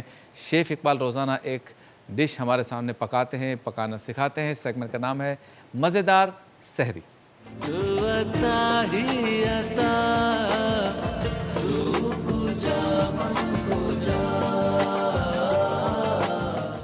السلام علیکم، کیسے ہیں آپ؟ وعلیکم السلام شبیر بھائی. خیریت سے ہیں؟ جی جی بالکل شکر ہے. لائف بوائے کا سینیٹائزر، ہینڈ سینیٹائزر استعمال کریں. چولہا بند کیا. چولہا بند کر دیں، اس کا ڈھکن کھول لیں. یہ لیجیے. ہاں کہا جاتا ہے کہ چولہے سے دور رکھیں اس کو، آگ سے. تو اگر ہینڈ واش نہیں کیا تو یہ بھی استعمال کر سکتے ہیں سینیٹائزر. اور ہینڈ واش کے بعد یا دن میں کئی بار اگر آپ سینیٹائزر بھی استعمال کریں گے تو کیا بات ہے. چلیں جی، پتہ چلا ہے کہ بیف کوفتہ بن رہا ہے، ایسا ہی ہے؟ جی بالکل آپ کو پتہ چلا ہے، جو بالکل ایسا ہی ہے، درست ہے. اخبار میں آیا تھا. ہاں بالکل، بات چھپتی کہاں ہے. اچھا جی، کیسے بنے گا بتائیے. شبیر بھائی یہ بیف کا قیمہ، بیف ویل یا مٹن کے کوفتے بھی بہت اچھے بنتے ہیں. اچھا، مہنگا بہت ہو گیا. پاکستان میں مختلف شہروں کی ایوریج لگائیں تو میرے خیال میں بیف ہوگا 750. ہاں ایسا ہی. ہاں. اور مٹن ہوگا 1250 1300. ہاں 1400 بھی ہے لوٹ مار والے علاقوں میں. پھر بکرا عید میں بنا لیں کوفتے. ہاں نہیں ابھی بنا ہے ابھی جان باقی ہے. مٹن بیف تو نہیں آپ مار لیں، ابھی جان باقی ہے. جان باقی ہے. چلیں جی، کیا بات. اچھا یہ شبیر بھائی بیف کا قیمہ ہے، ٹھیک ہے، یا ویل کا یا مٹن، یہ جو بھی فیٹ ہلکا سا رکھیے گا. ٹھیک ہے. اور اس میں 1 عدد پیاز جو چوپ کی ہے وہ ایڈ کی. ٹھیک ہو گیا. ٹھیک ہے جی. اس کے ساتھ ہی دیگر اسپائسز. تو پھر آغاز کر لیتے ہیں نمک سے. ہاں جہاں سے ذائقے کا آغاز ہوا بالکل. سالٹ. اس کے بعد 1 ہو گیا. یہ ہاں لال مرچ پاؤڈر 2 ہو گیا. 1 چمچ چائے کا. شبیر بھائی گرم مسالہ پسا ہوا آدھا چمچ. میں جو 3 کہہ رہا ہوں نمبرز کہہ رہا ہوں، چمچ ادھر دھیان رکھنا ہے. ہاں 3 چمچ نہ ڈال دو. ہاں ہلدی پاؤڈر ہو گئی. آئٹم نمبر 4 ہلکی سی کالی مرچ 5 اور یہ خشخاش 6. ٹھیک ہے. اور اس کے ساتھ ہی بیسن جو ہوتا ہے، بیسن چنے کا آٹا، بیسن 1 اور یہ 2 چمچ. کیا بات. اچھا شبیر بھائی اس لیے کہ اس کی بائنڈنگ ہوگی. بہت سی خواتین کہتی ہیں کہ ہم کوفتے بناتے ہیں اور ٹوٹ جاتے ہیں. اچھا. تو اس سے اس کی بائنڈنگ اس کی کافی اچھی ہوگی، بہتر ہوگی. ٹھیک ہے. ساتھ ہی 1 عدد انڈا ضروری ہے. جو دیکھیں نا، یہ بائنڈنگ ایجنٹ ہے، اس کی بائنڈنگ اچھی ہوگی. بائنڈنگ سے مراد یہ کہ جب اس کو ہم آراستہ کر کے سجا کے گولا بنائیں گے اور اس کے بعد آئل میں ڈالیں گے تو اسی گولا بنانے کو بائنڈنگ کہتے ہیں. کیا بات. جیسے ہمیں لوگ گولی نہیں دے دیتے، یہاں ہم گولا بناتے ہیں. حکمران بہت گولیاں دے رہے ہیں. جو طاقتور ہوتا ہے کمزور کو گولی دے رہا ہوتا ہے. صحیح بات ہے جی. شاہ صاحب، نزول وحی کے وقت سیدہ کا کردار.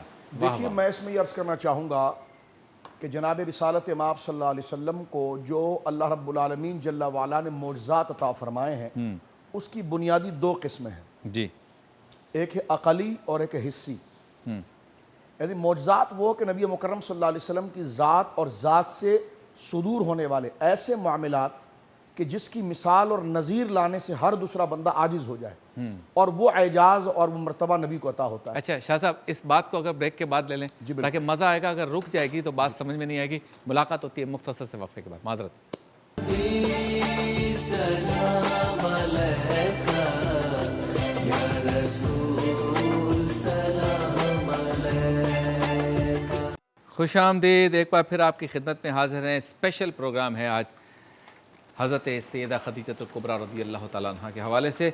اچھا جی، یہ بیف کوفتہ آپ نے پکانا شروع کر دیا ہے؟ جی شبیر بھائی، ہلکا سا آپ نے ہاتھوں پہ آئل اپلائی کیا اور قیمہ اچھے سے آپ نے، ٹھیک ہے، اس طرح ذرا دبانا ہے تاکہ اچھے باؤل بنیں گے۔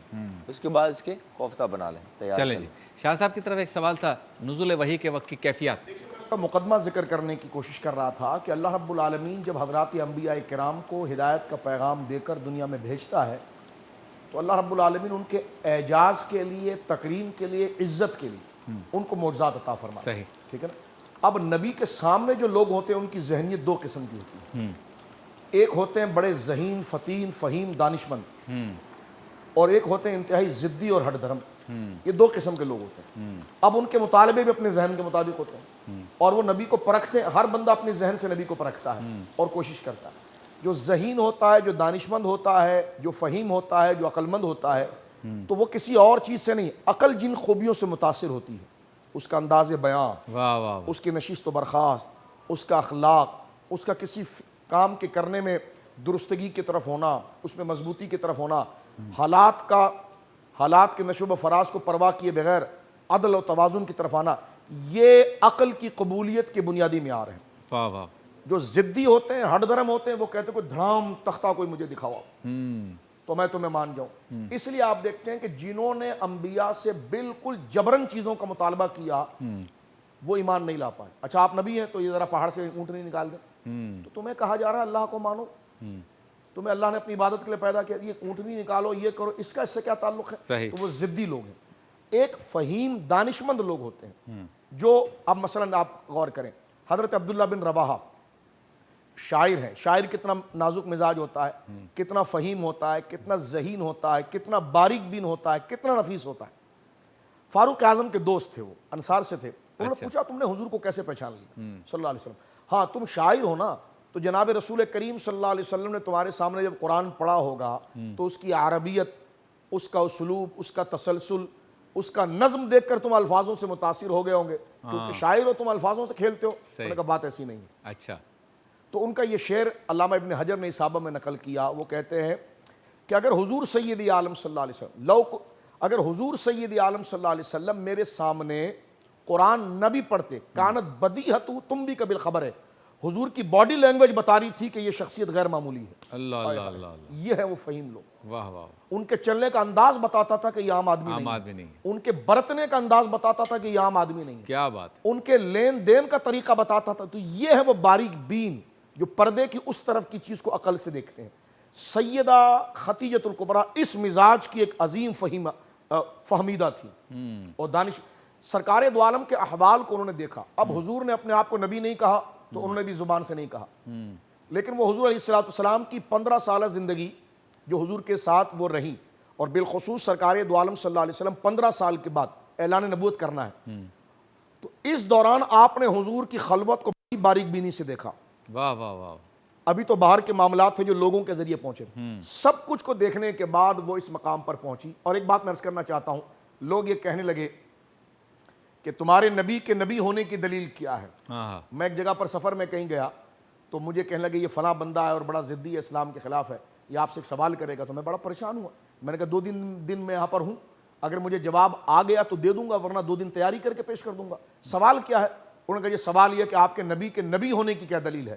تو میں سکون سے بیٹھ گیا۔ تو مجھ سے کہنے لگا آپ تو بڑے ریلیکس ہو گئے۔ تو میں نے کہا اس کا کوئی، کہنے لگا یہ تو بہت بڑا سوال ہے۔ میں نے کہا کوئی سوال ہی نہیں ہے۔ کہنے لگا کیوں؟ میں نے یہ سوال کیا کہ آپ کے نبی ہونے کی دلیل کیا ہے؟ میں نے کہا وہ خود اپنی دلیل ہے۔ یہ اتنا آسان جواب ہے کہ وہ خود اپنی دلیل ہے۔ اگر آپ کی عقل کام کر رہی ہو اور آپ فہیم المزاج ہو اور آپ کے اندر دانشمندی اور عدل موجود ہو. یہی آپ دیکھیے سیدہ خدیجہ الکبریٰ نے 15 سال حضور کا معائنہ کیا, ابھی وہی اتری. کتنا بڑا دعویٰ ہے جناب کہ میرا رابطہ رب سے ہو گیا. اللہ اللہ اللہ اللہ, یہ کوئی چھوٹا دعویٰ ہے؟ کیا بات. جس رب نے اس کے پس منظر کو آپ دیکھیں, کیفیات کو آپ دیکھیں, فکر کو دیکھیں, اور اور حالات سیدہ کو کا جواب ایسا عام نہیں ہے. یعنی اتنا بڑا دعویٰ جناب رسول کریم کا کہ اس غار کے اندر میری طرف سے, اللہ کی طرف سے میرے پاس فرشتہ آیا. وہ رب جس نے اس کائنات کو بنایا وہ مجھ سے ہم کلام ہو گیا, اور میں اس کی طرف سے اعلان کرنے جا رہا ہوں. کتنا بڑا دعویٰ, کائنات میں سے بڑا دعویٰ کیا ہوگا؟ واہ واہ, سیدہ نے اس پر کوئی نہیں کیا. سرکار کے پیشانی مبارک پر ہاتھ رکھ کے فرمایا واللہ ما یخزیک اللہ ابدا, آپ گھبرائیے گا نہیں, اللہ آپ کو ضائع نہیں کرے گا. واہ واہ واہ, ارے کیسے؟ فرمایا انک لتصل الرحمہ, آپ تو رشتوں کو جوڑنے والے ہیں. کیا بات ہے. یہ تو انسانیت کسی کے اندر بھی نہیں ہے. آپ کا یہ رویہ جہاں لوگ رشتوں کو کاٹتے ہیں, اپنی خود غرضی کرتے ہیں, تو آپ کی تو پہلی صفت یہ ہے جو آپ کے اندر عقل جس چیز کو دیکھ رہی کہ بندہ غیر معمولی ہے. فرمایا میں نے آپ کی زندگی میں دیکھا کہ انک لتصل الرحمہ, یہ حضور کی زندگی پر پہلا خطبہ اگر کسی نے پڑھا ہے تو سیدہ خدیجہ نے پڑھا. فرمایا انک لتصل الرحمہ وتحمل الکلہ, آپ کمزور لوگوں کا بوجھ اٹھاتے ہیں, اپنی شان و شفقت کی پرواہ کیے بغیر اس کمزور کے ساتھ ہو جاتے ہیں. واہ واہ, وتقری الضیف, آپ مہمان نوازی کرتے ہیں, واہ واہ, کماتے خود ہیں, کھلاتے مہمانوں کو ہیں. اور فرمایا کہ وہ تعین علی نوائب الحق, اور آپ ہمیشہ حق کا ساتھ دینے والے کے ساتھ ہو جاتے ہیں چاہے پورا زمانہ اس کے خلاف ہو. واہ واہ, اس کو اکیلا نہیں دیکھتے, نظریہ دیکھتے ہیں. کیا فرمایا اس کو نبی نہیں بنایا جاتا تو کس کو نبی بنایا کیا جاتا؟ بات تو ہے. یہ سیدہ نے حضور کی پوری سیرت مبارکہ کو دیکھا. کیا تو بات. یہ وہ لوگ ہیں کہ جنہوں نے حضور کی جو اصل معجزہ ہے, حضور کا یہ اخلاق, اور اس کو دیکھنے والے وہ فہیم المزاج لوگ تھے, اس لیے پوری زندگی ساتھ رہے. اور جو ضدی لوگ ہوتے ہیں جو کسی ایک اچنبے کی چیز کو دیکھنا چاہتے ہیں, جیسے ابو جہل تھا, اس پر کوئی اثر نہیں ہوا, چاند دو ٹکڑے بھی ہو گیا, سارے معاملات ہو گئے. تو سیدنا صدیق اکبر, فاروق اعظم, عثمان غنی, اور مولا کائنات, اور بالخصوص سیدہ خدیجہ الکبریٰ رضی اللہ تعالیٰ عنہا کی یہ جملے آپ دیکھیں, عرب کا وہ دہکتا منتشر مزاج معاشرہ, اس میں اخلاق کی اگر کئی رمق اور چمک نظر آ رہی ہے تو جناب رسالت میں نظر آ رہی ہے. اور زبان حال میں کبھی یہ بات کہتا ہوں کہ حضور نے کہا ہوگا اس سے پہلے تم نے مجھے یہ کیوں نہیں کہا. اللہ اللہ اللہ, میں اپنے مزاج میں ایک سوچتا ہوں, سرکار نے اگر یہ کہا ہوگا کہ خدیجہ اگر میں ایسا ہی ہوں تو پہلے اظہار کیوں نہیں کیا, تو سیدہ نے یہ بھی کہا ہوگا کہ پہلے آپ نے بھی تو اعلان نہیں کیا. کیا بات ہے, سبحان اللہ سبحان اللہ.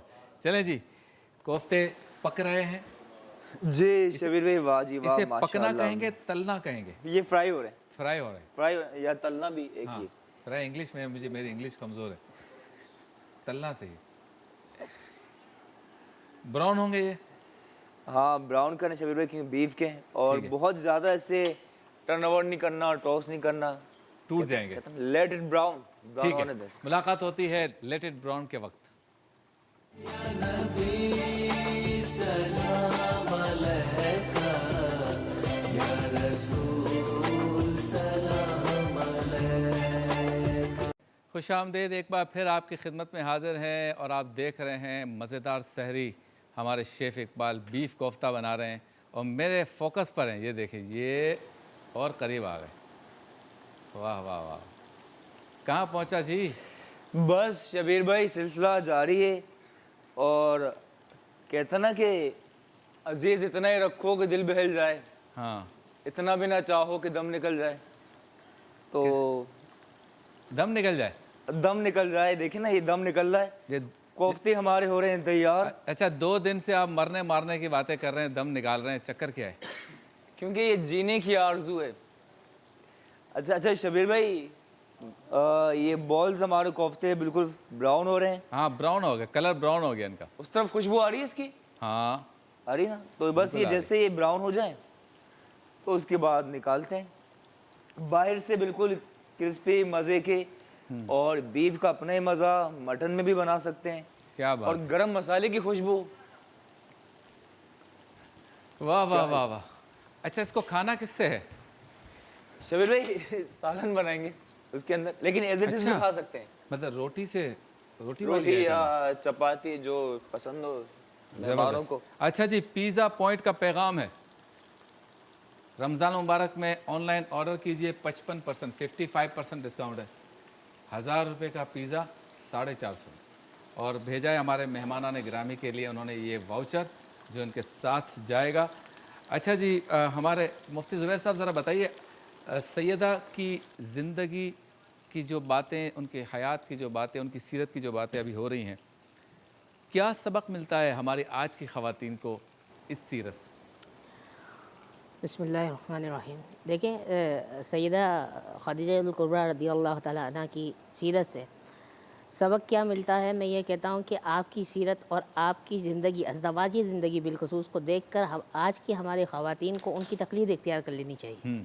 ہم دیکھتے ہیں کہ سیدہ خدیجہ رضی اللہ تعالیٰ عنہ ہر موقع پر سرکار صلی اللہ علیہ وسلم کا ساتھ دے رہی ہیں. ہاں، کوئی پریشانی، کوئی مصیبت کسی بھی انداز سے آ رہی ہے، سرکار صلی اللہ علیہ وسلم جو ہے حضرت سیدہ سے ذکر کر رہے ہیں اور آپ ان کے اطمینان کے لیے کچھ نہ کچھ کوشش کر رہی ہیں اور حوصلہ افزائی کی کچھ کوشش کر رہی ہیں. واہ واہ. اور حوصلہ افزائی کی آپ کیا کوشش کریں گے؟ ان کا تو حوصلہ ہی بلند اللہ تعالیٰ نے کیا ہوا ہے، لیکن وہ اپنے طور پر صحیح کر رہی ہے.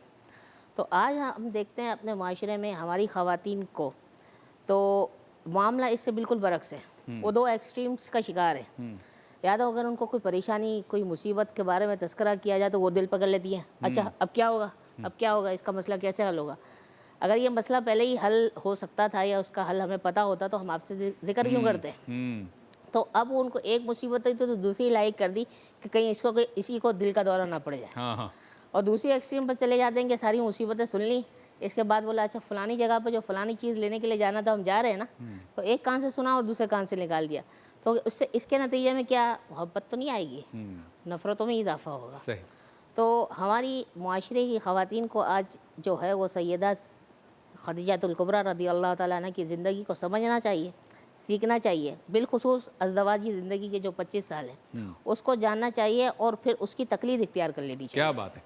جی شاہ صاحب کیا اضافہ کریں گے سبق کے حوالے سے؟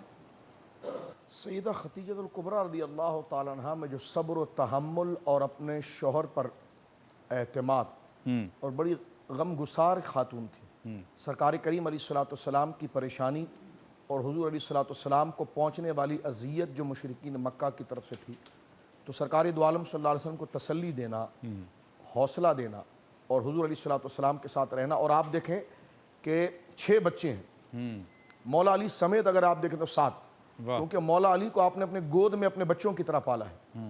کیونکہ اگر آپ دیکھیں گے شبیر بھائی تو سرکار کریم علیہ الصلوۃ والسلام کی بڑی شہزادی سیدہ زینب اور یہ مولا علی ایک عمر کے ہیں.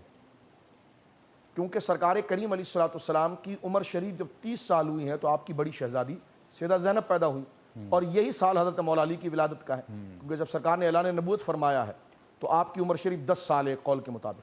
اور اگر 8 سال لیا جائے تو پھر سرکار کی جو بیٹی ہے وہ حضرت مولا علی سے 2 سال بڑی ہے. تو سرکار مولا مرتضیٰ کو بھی آپ نے اپنے بچوں کی طرح پالا.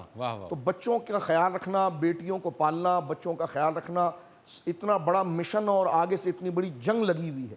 اور اس میں صبر و استقامت کرنا، آہوزاری نہ کرنا اور ایسا کوئی اہتمام نہ کرنا کہ جس میں حضور علیہ الصلوۃ والسلام کی پریشانی میں اضافہ ہو جائے. کیا بات. بلکہ سرکار علیہ الصلوۃ والسلام جو سارے صحابہ کا غم اور دکھ سن کر جب گھر تشریف لاتے ہیں تو ان تمام مسائل کو حل کرنے کے لیے سیدہ خدیجہ آپ کو تسلی دیتی. کیا بات. اچھا شاہ صاحب ایک بچی ہے جو بچپن سے ہارٹ کی پیشنٹ ہے، اللہ ہو، سیدہ ثنا بخاری. تو آپ سب علماء کرام سے جو دیکھنے سننے والے ہیں انہوں نے کہا ہے کہ سب مل کے دعا کریں کہ اللہ تعالیٰ اس کو میری ماں سیدہ خدیجہ اور سیدہ زہرا پاک کے صدقے ان کو کامل شفا عطا فرمائے. چلتے ہیں بریک کی جانب، بریک کے بعد ہوتی ہے آپ سے دوبارہ. نبی سلام علیکہ یا رسول سلام علیکہ.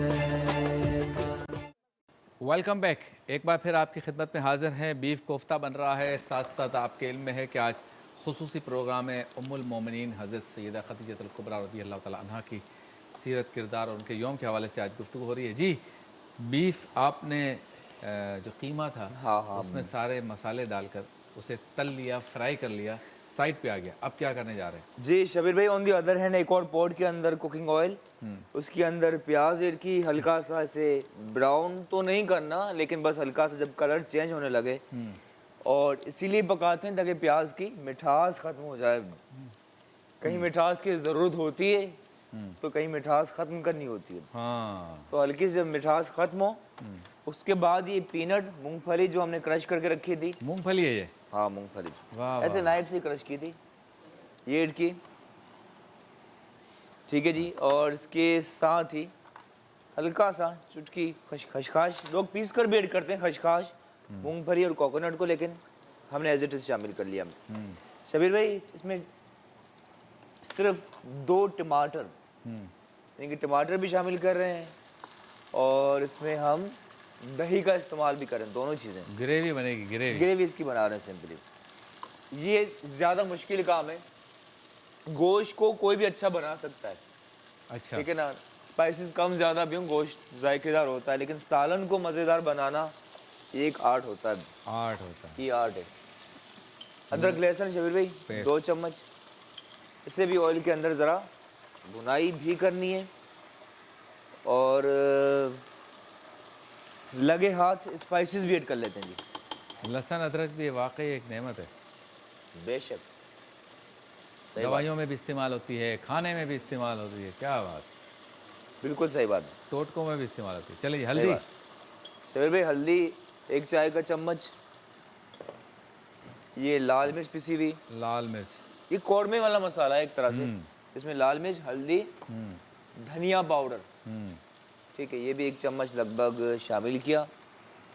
हल्की सी काली मिर्च ऐड कर रहा हूँ और नमक हस्बे जायका। हस्बे जायका, ठीक है। ये चीज़ ऐड करने के बाद इसकी ज़रा सी भुनाई करेंगे। जब टमाटर ख़त्म होंगे तो उसके बाद, बल्कि ख़त्म होते जा रहे हैं, ये देख रहे हैं, टमाटर जब ये डिज़ोल्व होने लगे अच्छे से मैश कीजिएगा।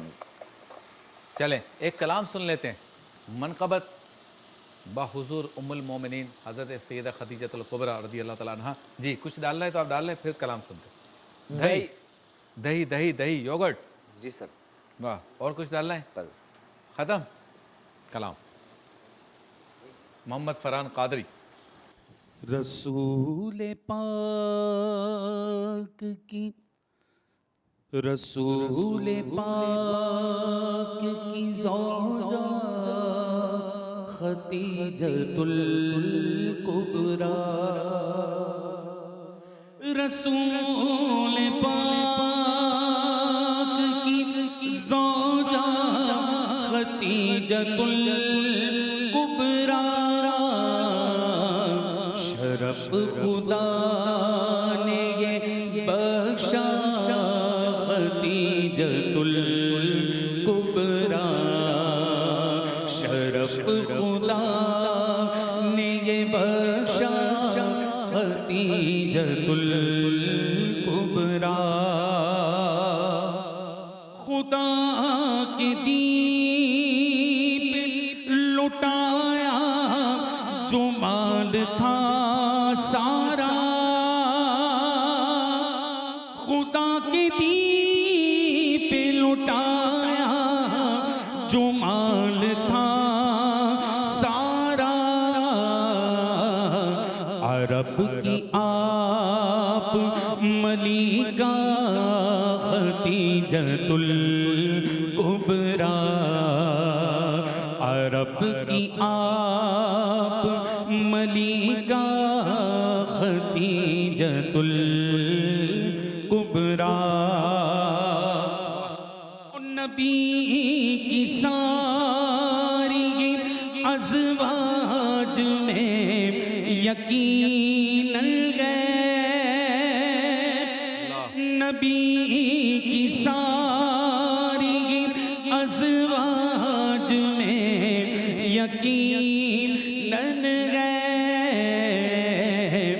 मकाम आपका आला खदीजतुल कुबरा, मकाम आप सलाम अलैका या रसूल सलाम अलैका। सुभान अल्लाह। हाँ जी, कहाँ पहुँचा अपना बीफ कोफ्ता? जी शबीर भाई बस ये रवा दवा मंजिल की जानिब।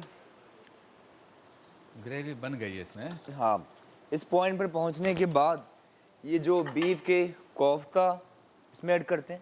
अच्छा ऐसा नहीं कोफ्ता सिर्फ हम खाते हैं, through out the world, waste में भी खाए जाते हैं, यूएस में भी, तुर्की में भी, मिडिल ईस्ट में भी, दुनिया भर में कोफ्ते बनते हैं। वो रशिया का प्रेसिडेंट प्रेस कॉन्फ्रेंस के बीच में भी खा रहा था।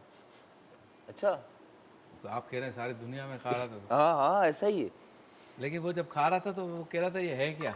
लोगों का शेफ इकबाल ने बनाया, खा लो। अच्छा, इसको मीट बॉल कहते हैं, तो मैंने मजाक किया, मीट बॉल कहते हैं वहाँ पर, क्योंकि ये मीट है ना, और जब गोल हो जाता है तो बॉल बन जाता है। क्या बात है जी। तो शुरू में जब मैंने आपको कहा था गोल, गोला और गोली, हाँ। गोली हम देते हैं, फिट करते हैं, गोला हम मारते हैं। चलें जी, माशाल्लाह। ज़रा कलर दिखाइए भाई, बहुत अच्छा बन गया। ये लग रहा है वाकई शाह साहब, है ना, जैसे घरों में और पकवान जैसे बनाते हैं। ज़रा चम्मच से ऊपर करो। हाँ ये अच्छा, इसमें लास्ट में ये शबीर भाई शाह साहब हल्का सा गरम मसाला, हाँ, जिससे हमने खुद ने भून कर पीस कर रखा है। और तो वो ज़रा सी इसकी हाँ, क्या बात, गरम गरम खुशबू आई, गरम गरम वो खुशबू फील है है। इसकी, बिल्कुल सही। क्या बात है जी। ठीक है ना, तो बस ये कोफ्ते, दिखाएं, चपाती हो, थोड़ा सा ऊपर करें, चपाती हो, नान हो, ये देख, साथ चपाती हो, नान सही है मेरा ख्याल नान, ठीक है। है ना।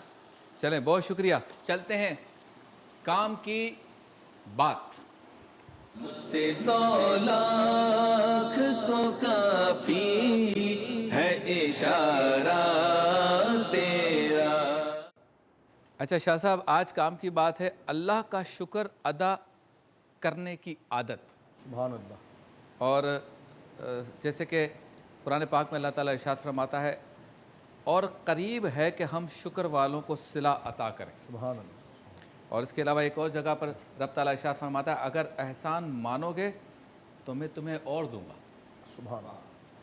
अच्छा, हज़रत अता रदी अल्लाह ताला अन्हो से मरवी है कि हमने हज़रत आयशा सिद्दीक़ा रदी अल्लाह ताला अन्हा की खिदमत में हाजिर होकर अर्ज़ की कि आप हमें सरकार दो आलम सल्लल्लाहु अलैहि वसल्लम की कोई मुनफरिद बात बताएं। तो हज़रत आयशा अश्कबार हो गई, रोने लगी और फरमाया, सरकार दो आलम सल्लल्लाहु अलैहि वसल्लम की कौन सी ऐसी बात है जो अजीब नहीं है। फिर फरमाया, सुनो, सरकार दो आलम सल्लल्लाहु अलैहि वसल्लम एक रात तशरीफ़ लाए, मेरे साथ क़ुरबत की, करीब आए, बैठे मेरे साथ, और फिर फरमाया, ए अबू बकर की बेटी, मुझे इजाज़त दो ताकि मैं रब की इबादत करूँ। हज़रत आयशा फरमाती है कि जब सरकार दो आलम सल्लल्लाहु अलैहि वसल्लम इतने करीब हों तो फिर जी तो यही चाहता है कि वो करीब ही रहें, लेकिन मैंने कहा, या रसूलल्लाह आप ज़रूर इबादत फरमाएँ। फरमाती है कि आप सल्लल्लाहु अलैहि वसल्लम उठकर पानी के मशकीज़े की तरफ गए, वज़ू फरमाया, नमाज शुरू की, और फिर सरकार दो आलम सल्लल्लाहु अलैहि वसल्लम रोने लगे, यहाँ तक कि आपके आंसू सीने पर बहने लगे। फिर आपने रुकू में भी यही हालत और सजदे में भी यही हालत देखी, और फिर देखा कि सर उठा के भी सरकार रोते रहे। अल्लाहु अकबर। यहाँ तक कि फ़जर का वक्त होने लगा तो हज़रत बिलाल रदी अल्लाह ताला अन्हु हाजिर होकर नमाज फ़जर के मुतालिक अर्ज़ करते हैं, मैंने पूछा, या रसूलल्लाह आप तो बख्शे हुए हैं, यानी हज़रत आयशा सिद्दीक़ा पूछ रही हैं, दरियाफ़्त करें, या रसूलल्लाह आप तो बख्शे हुए हैं, फिर आप किस लिए रोते हैं। तो सरकार ने फरमाया कि मैं अल्लाह का शुक्रगुज़ार बंदा ना बनूँ, और मैं क्यों ना रोऊँ। इससे पता चलता है कि जब दोनों जहाँ के ताजदार अल्लाह की नेमतों को याद करके इस कदर रोते हैं तो हमें फिर शुक्र करने की आदत क्यों ना डालनी चाहिए। सरकार दो आलम सल्लल्लाहु अलैहि वसल्लम फरमाते हैं कि क़यामत के दिन कहा जाएगा कि हम्द करने वाले खड़े हो जाएं, लोगों का एक गिरोह खड़ा हो जाएगा, उनके लिए एक झंडा लाया जाएगा, वो तमाम लोग जन्नत में जाएंगे। पूछा गया, या रसूलल्लाह हम्द करने वाले कौन हैं। आपने फरमाया, जो हर हाल में अल्लाह का शुक्र अदा करते हैं। और दूसरी रिवायत के अल्फाज ये है कि जो हर दुख सुख में अल्लाह का शुक्र अदा करते हैं। तो आज हम में से कौन है जो अच्छी गाड़ी, अच्छा बंगला, अच्छे कपड़े, अच्छा कारोबार, अच्छी दुकान, अच्छा घर, सब कुछ अच्छा मिलने के बाद भी अल्लाह का शुक्र अदा नहीं करता। तो इन रिवायात के बाद अल्लाह का शुक्र अदा करना चाहिए। और अगर कोई चीज़ नहीं भी है बज़ाहिर, तो इन रिवायत से तो यही लग रहा है कि रब ताला ने आँखें दी, कान दिए, नाक, चेहरा, हाथ, पाँव, किसी का मोहताज नहीं किया, तो इस पर भी शुक्र अदा करना चाहिए। शाह साहब को जुमला। आपने जो ज़िक्र फरमाया सरकार अलैहि सलाम का गिरिया फरमाना और अल्लाह रब्बुल आलमीन जल्ला वाला के हुजूर गो के इनकिसारी फरमाना, आजज़ी फरमाना, इबादत फरमाना, बुखारी शरीफ में हदीस मुबारकात कई जगह पर मौजूद है। हुजूर सैयद आलम सल्लल्लाहु अलैहि वसल्लम इरशाद फरमाते हैं कि मैं रब को सबसे ज़्यादा जानता हूँ, इसलिए मैं रब से सबसे ज़्यादा डरता हूँ। अल्लाह। तो गोया कि मारिफत इलाही यही है कि उसका खौफ रहे कि क्या चीज़ उसको पसंद है और क्या चीज़ उसको पसंद नहीं, और हर वो काम और हर वो जिक्र किया जाए जो उसकी बड़ाई, उसकी उलू और उसके किब्र को बयान करे। बहुत खूब। चलते हैं ब्रेक की जानिब। ब्रेक के बाद वरफ़ाना लका ज़िक्रक।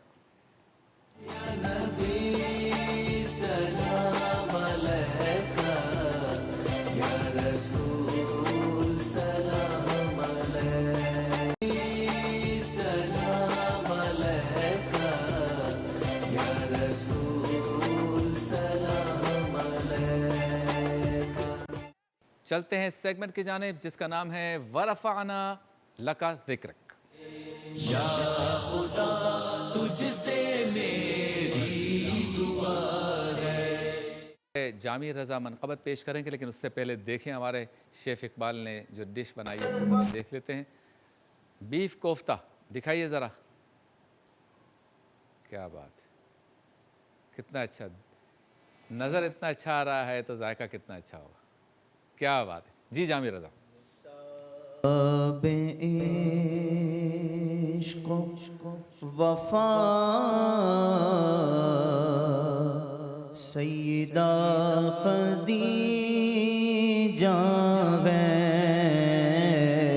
نصاب عشق وفا سیدہ خدیجہ قرار شاہ دنا سیدہ خدیجہ کہ جن پہ عرش سے تسلیم حق ہوئی نازل کہ جن پہ عرش سے تسلیم حق ہوئی نازل پسند ذات خدا سیدہ خدیجہ بلا شبہ خدیجہ ہی جدائے سعادت بلا شبہ خدیجہ ہی جدائے سعادت بنائے آل ابا سیدہ خدیجہ ہے اور لٹا دے دولت اسلام کی بقا کے لیے معین دین خدا سیدہ خدیجہ ہے مٹیں گے تیرے مشاہد تمام رنج و علم مٹیں گے تیرے مشاہد تمام رنج و علم کہ درد و غم کی دوا سیدہ خدیجہ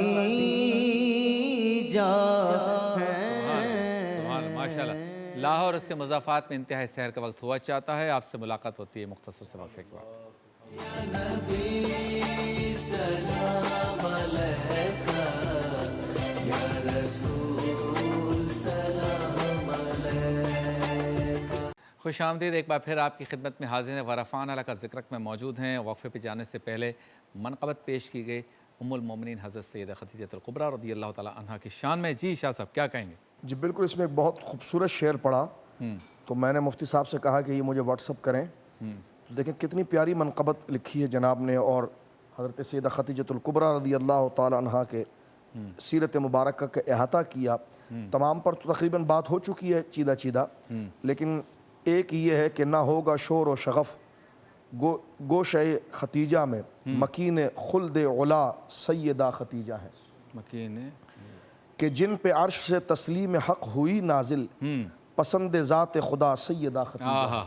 یہ دو مصرے جو ہیں یہ بخاری شریف کی حدیث مبارکہ کی طرف اشارہ کرتے ہیں۔ اچھا، قرآن مجید کے اندر موجود ہے کہ فرعون کی بیوی سیدہ آسیہ رضی اللہ تعالی عنہا، جو فرعون کی بیوی تھی، حضرت موسیٰ علیہ السلام کو جنہوں نے بچپن میں پالا، اچھا، اللہ رب العالمین نے سیدنا موسیٰ کلیم اللہ کے صدقے انہیں ایمان عطا فرمایا۔ اب ظاہر سی بات ہے فرعون کی بیوی تھی، ملکہ تھی، لیکن جب ایمان لے کر آئی تو فرعون آپ کا مخالف ہوا، اور یہاں تک کہ آپ کے دونوں پاؤں میں اس نے کیل ٹھوک کر اور ہاتھوں پہ کیل ٹھوک کر ایک جگہ آپ کو ٹنگا دیا، تو آپ ہنسنے لگی۔ تو فرعون نے تعجب سے کہا، قرآن میں موجود ہے کہ تم ہنستی کیوں ہو؟ اس نے کہا اس لیے کہ میں نے رب سے یہ کہا کہ یا اللہ مجھے جنت میں ایسا محل عطا فرما جو سپیوں کا بنا ہوا ہو، اچھا، اور جس میں شور و شغف نہ ہو، اور میری اس سختی کا اجر ہو۔ تو قرآن کریم میں وہ لفظ موجود ہے علی کا، لیکن مولا وہ تیرے لیے ہو، تیرے پاس ہو، اچھا، اور وہ محل آپ کو دکھا دیا گیا جس پر آپ نے مسکرایا۔ تو یہ سپیوں والا محل کہ جس میں نہ کوئی شور ہے نہ شغف ہے، یہ دو عظیم خواتین کے لیے شریعت مطہرہ میں مذکور ہے۔ اچھا، ایک سیدہ آسیہ رضی اللہ تعالیٰ عنہ جو فرعون کی بیوی تھی، اور حضرت سیدہ خدیجہ الکبریٰ رضی اللہ عنہ۔ تو یہ جو شعر لکھا ہے کہ نہ شور ہوگا نہ شغف ہوگا، یہ اس طرف حضرت خدیجہ کے حوالے سے۔ پھر یہ کہ سیدہ خدیجہ الکبریٰ کے حوالے سے مسلم شریف کے اندر موجود ہے کہ سرکار کریم علیہ السلام شبیر بھائی غار ہرا کے اندر ہیں۔ کئی ناظرین ہیں اللہ نے ان کو حج اور عمرے کی توفیق دی ہوگی، اور اللہ اس ذکر کے صدقے حرم کے دروازے سب کے لیے کھول دے، اور تمام مسلمان وہاں حاضری دے، حرم ہمیشہ آباد رہے، اور وہ پوری بستی اللہ اس کو سلامت اور آباد رہے، اور اس کے صدقے تمام عالم اسلام کو اللہ وباؤں سے محفوظ رکھے۔ تو آپ دیکھیں غار ہرا آپ ضرور گئے ہوں گے، ناظرین جاتے ہیں غار ہرا جہاں سرکار علیہ السلام کو وحی آئی۔ آج وہ سیڑھیاں بن گئی ہے، علامہ صاحب سے یہی بات چل رہی تھی، سیڑھیاں ایک دفعہ آپ جاتے ہیں اور پھر آپ 5 دن تک آرام کرتے ہیں کہ وہ اتنے اوپر ہے۔ سیدہ خدیجہ الکبریٰ رضی اللہ تعالیٰ عنہ صبح بھی حضور کے لیے پانی اور کھانا لے کر جاتی تھی، اور شام کو بھی لے کر جاتی تھی۔ عورت ذات ہے، استقامت آپ دیکھیں، ملکہ ہے۔ ابھی مفتی صاحب قبلہ سے بات ہو رہی تھی کہ کسی کے پاس پیسہ آتا ہے وہ اپنی حیا کو بھول جاتا ہے، اپنے اخلاق کو بھول جاتا ہے، اپنے کردار کو بھول جاتا ہے۔ آپ ملکہ ہیں، اور سرکار کریم علیہ السلام کی اطاعت میں ایسی وفا شعار بھی بنی آپ نے کہ حیا کا دامن کبھی نہیں چھوڑا، وفا کا دامن کبھی نہیں چھوڑا، اخلاق کا دامن کبھی نہیں چھوڑا۔ کیا وومن ڈے کی بات کرتے ہیں؟ عورتوں کو ہدایت اور نصیحت تو سیدہ خدیجہ کے اخلاق سے ملتی ہے۔ کہاں بھٹک رہے ہیں عورتوں کے اخلاق اور حقوق کے لیے؟ وہ تو ملتی۔ اب آپ دیکھیں جب سیدہ جا رہی تھی نا تو ان کے ہاتھ میں سالن کا برتن تھا۔ اب آپ دیکھیں سالن کا برتن اپنے جان سے زیادہ حفاظت کر کے وہ لے کر جا رہی ہیں حضور کے لیے کھانا، اور ادھر سے جبریل امین آ گئی، جو اشارہ ہوا مسلم شریف میں کہ غار میں حضور کے پاس آئے اور کہنے لگے آپ کی زوجہ جو ہے نا خدیجہ وہ آ رہی ہیں ابھی، اور ان سے کہو مقام دیکھیں، جبریل کہہ رہے ہیں کہ یا رسول اللہ مجھے رب نے بھیجا ہے، اور وہ آ رہی ہیں ابھی داخل ہو جائیں گی تھوڑی دیر میں، اور نیچے سے چل پڑی ہیں غار کی طرف، پہاڑ پر چڑھ رہی ہیں، ان سے کہو اللہ آپ کو سلام کہہ رہا ہے۔ کیا بات ہے، سبحان اللہ، اللہ آپ کو سلام کہہ رہا ہے، اور جبریل آپ کو سلام کہہ رہے ہیں، اور وہ آ رہی ہیں، برتن ان کے ہاتھ میں، اس میں کچھ کھانے کا سالن ہے، اور ان سے کہو کہ اللہ نے آپ کے لیے محل بنایا ہے سپیوں کا جس میں نہ شور ہوگا نہ شغف ہوگا۔ کیا بات ہے، سبحان اللہ۔ آپ سے ملاقات ہوتی ہے مختصر سے وقفے کے، سبحان اللہ۔ سلام علیکہ یا رسول سلام علیکہ، سلام علیکہ یا رسول سلام علیکہ۔ کی خدمت میں حاضر ہیں، اور آپ دیکھ رہے ہیں کہ اہلیہ نے کراچی سحری کر رہے ہیں، ہم بھی اپنے کراچی اسٹوڈیوز میں سحری کر رہے ہیں۔ چلتے ہیں اس سیگمنٹ کی جانب جس میں مفتی محمد اسحاق مدنی صاحب امام احمد رضا خان فاضل بریلوی کے مجموعہ نعت میں سے کسی ایک نعت کا انتخاب کرتے ہیں، اس کی تشریح کرتے ہیں۔ اس سیگمنٹ کا نام ہے حدائق بخشش کی رحمتیں۔ یا طیبہ یا داب العیان۔ بسم اللہ الرحمن الرحیم۔ اللہ رب محمد صلی اللہ علیہ وسلم، نحن عباد محمد صلی اللہ علیہ وسلم۔ آج جو کلام ہمارے پیش نظر ہے وہ اتنا مشہور کلام ہے کہ جب بچہ نعت پڑھنا شروع کرتا ہے تو غالباً سب سے پہلے یہی کلام اس کا انتخاب، اس کلام کا انتخاب ہوتا ہے، اور اکثر بچے کو یہ کلام جو ہے وہ یاد ہوتا ہے۔ اور جتنے ہمارے اس وقت سامعین و سامعات و ناظرین و ناظرات ہیں وہ یقیناً سمجھ گئے ہوں گے کہ یہ کلام اتنا مشہور ہے کہ ہر کوئی اس کے ایک دو اشعار یقینی طور پہ یاد رکھتا ہوگا یا اسے یاد ہوں گے۔ اس کلام کا جو مطلع ہے وہ بڑا پیارا ہے۔ عرض کرتے ہیں سب سے اولا و اعلیٰ ہمارا نبی، سب سے بالا و والا ہمارا نبی۔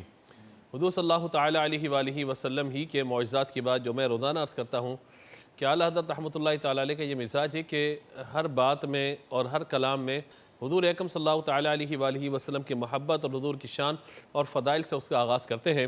تو تو یہاں یہ کہتے ہیں سب سے اولا و اعلیٰ ہمارا نبی، سب سے بالا و والا ہمارا نبی۔ اب کسی کو یہ شک نہ پڑ جائے کہ سب سے مخلوق کے اعتبار سے اور خالق کے اعتبار سے بھی، تو اگلے مصرے کے اندر اگلے شعر میں اس کا جواب دیتے ہیں، فرماتے ہیں کہ اپنے مولا کا پیارا ہمارا نبی، دونوں عالم کا دولہ ہمارا نبی۔ یعنی میں جو بات کر رہا ہوں حضور کے افضل ہونے کی، حضور کے اعلیٰ ہونے کی، اور حضور صلی اللہ تعالیٰ علیہ وآلہ وسلم کے اس کائنات میں افضل و اعلیٰ ہونے کی، سب سے افضل ہونے کی، تو یہ بات مخلوق کے اعتبار سے، خالق کے اعتبار سے نہیں ہے، کیونکہ اپنے مولا کا پیارا ہمارا نبی، اللہ تبارک و تعالیٰ کہ جو پیارے ہیں وہ بھی ہمارے آقا صلی اللہ تعالیٰ علیہ وآلہ وسلم ہیں۔ اور کیا مقام ہے حضور صلی اللہ تعالیٰ علیہ وآلہ وسلم کا کہ اللہ تبارک و تعالیٰ نے آپ کو دونوں جہانوں کا دولہا بنا کر کے اس کائنات میں بھیجا ہے۔ اور پھر آگے ایک اور مصرے کے اندر، ایک اور شعر کے اندر ارشاد فرماتے ہیں کہ خلق سے اولیاء، اولیاء سے رسول، یعنی اللہ کی مخلوق میں سے اولیاء ہی یعنی عام مسلمان، اس کے بعد عام مسلمان کا درجہ بلند ہوا اولیاء تک، پھر اولیاء کے بعد جو مقام اور مرتبہ بلند ہے وہ حضرات انبیاء کرام علیہم السلام کا ہے۔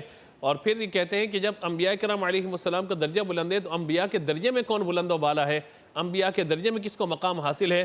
تو ترتیب دیکھیے، فرماتے ہیں کہ خلق سے اولیاء، اولیاء سے رسول، اور رسولوں سے اعلیٰ ہمارا نبی، سب سے اولیٰ و اعلیٰ ہمارا نبی۔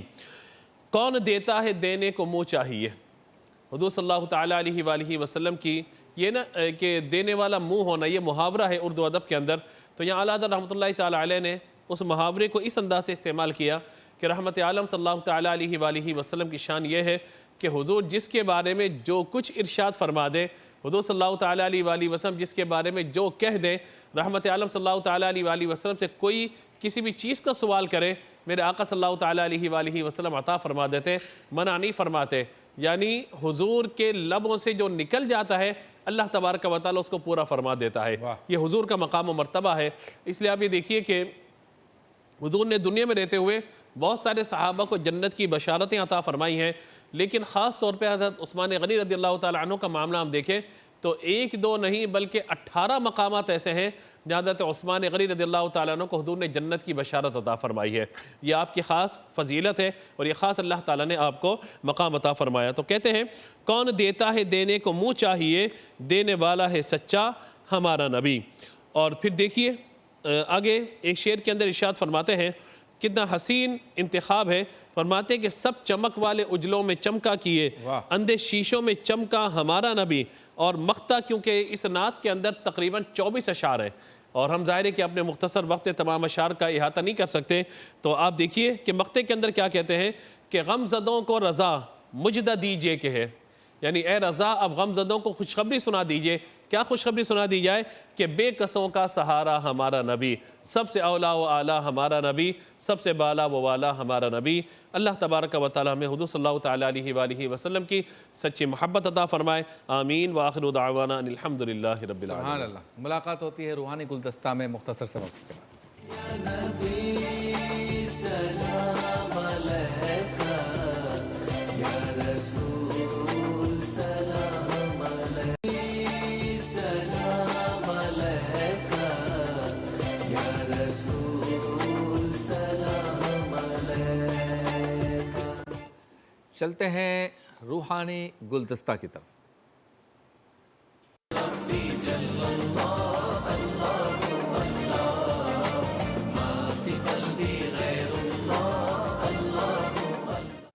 اجاگر صاحب ذرا بتائیے روحانیت کا اور غذا کا کیا کنیکشن ہے؟ بسم اللہ الرحمن الرحیم۔ دیکھیں انسان کی تمام تر جتنے بھی اعمال ہیں نا اس کا غذا سے بڑا پیارا تعلق ہے۔ انسان چونکہ جو چیز کھاتا ہے نا، خوراک میں استعمال کرتا ہے، وہی اس کی عادات کے اندر وہ چیزیں چھلکتی ہوئی نظر آتی ہیں۔ ایک صوفی ہیں بہت بڑے، آپ جانتے ہیں کہ سید دولت حسین شاہ صاحب، ان کی بارگاہ میں جاتا ہوں تو اکثر اپنے تمام مریدوں کو فرماتے ہیں بیٹا اپنی نگاہ پاک رکھو، اپنی غذا پاک رکھو اور اپنی تنہائی پاک رکھو۔ اصل میں انسان کے وجود کے اندر دیکھیں ہمیں حدیث سے بھی پتہ چلتا ہے کہ انسان بسا اوقات ایسے دعا مانگتا ہے کہ ہاتھ اتنے اٹھا لے کہ وہ آسمان تک اٹھا لے، اور اس کا پرگندہ ہے، اس کے بال پرگندہ ہیں، اس کا لباس میلا کچیلا ہے، اور یہ وہ حالت ہے جس میں دعائیں قبول ہوتی ہیں، مگر اللہ تعالیٰ اس کی ایک دعا قبول نہیں فرماتا۔ فرمایا گیا وجہ کیا ہے کیونکہ جو خوراک کھا رہا ہے، جو غذا لے رہا ہے وہ حرام ہے۔ اللہ تو آج کے دور کے اندر جب ہماری غذائیں حرام ہوں گی، سود پہ لین دین ہوگا، ہم اللہ نہ کرے کہ رشوت کا لین دین ہو، یا حرام کاریاں ہوں، یا جوئے کی چیزیں ہوں، یا بیاس پہ ہو، یا لوگوں کا لوٹ مار کا کھایا ہوا ہو، یتیموں کے مال پر قبضہ ہو، کرپشن ہو، رشوت ہو، قبضہ مافیا ہے، لوگوں کی زمینوں پر قبضہ ہے، اگر آپ کی ساری وہ خوراک ہے تو کیسے ہو سکتا ہے کہ آپ حلال کام کریں؟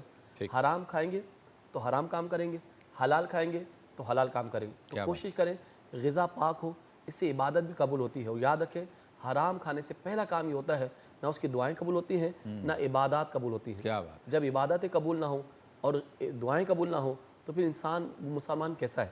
تو کوشش کریں اپنی غذا پاک رکھیں۔ کیا بات ہے! فرحان کلام سنیں گے۔ حقیقت میں وہ لطف زندگی پایا نہیں کرتے، حقیقت میں وہ لطف زندگی پایا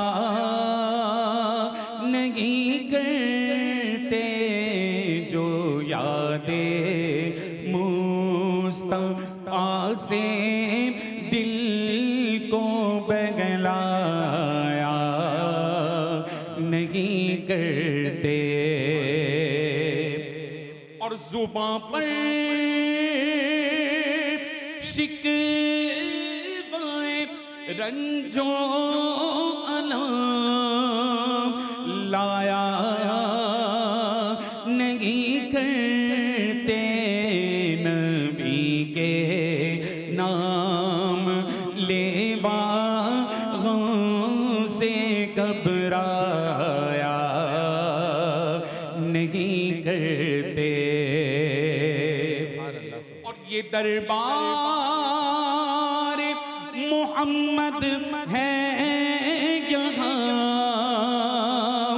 ملتا ہے بن مانگے، یہاں ملتا ہے بن مانگے، یہاں ملتا ہے بن مانگے، قربان میں ان کی بخشش کے مقصد بھی زباں پر آیا نہیں، بن مانگے دیا اور اتنا دیا کہ دامن میں ہمارے سمایا نہیں، کیونکہ یہاں ملتا ہے بن مانگے، یہاں ملتا ہے بن مانگے، یہاں دامن کو پھیلایا نہیں کرتے، اور یہ دربار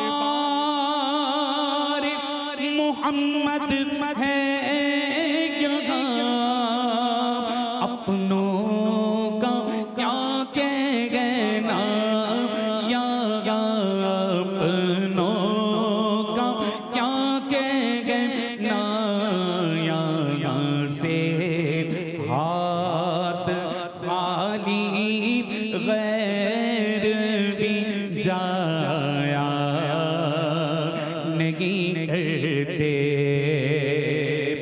اور محمد مصطفیٰ کے باغ کے سب پھول ایسے گئے، محمد مضافات میں ان کی حیثیت کا وقت ہوا چاہتا ہے۔ اذان فجر یہاں سے لائیو دی جائے گی، آپ سے ملاقات ہوتی ہے اذان فجر۔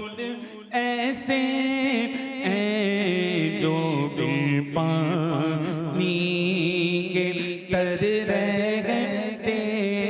گئے مرجھا۔ اللہ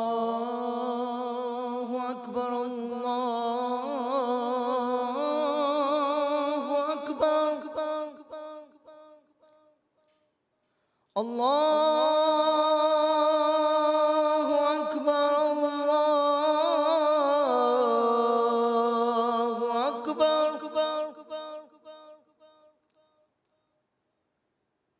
أشهد أن لا إله إلا الله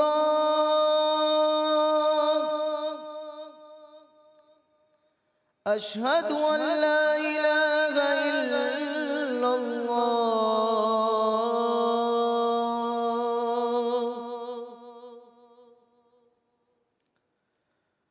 أشهد أن محمدا رسول الله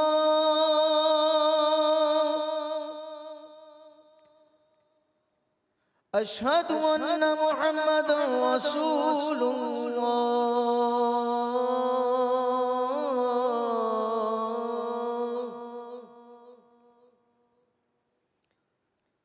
حي على الصلاة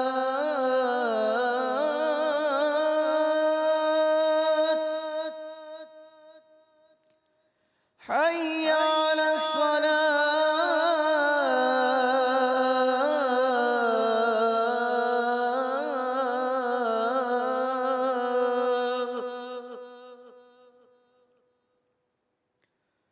حي على الفلاح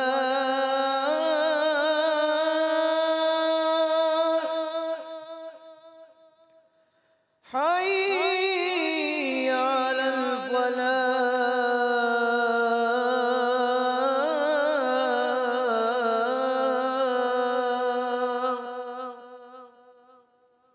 الصلاة خير من النوم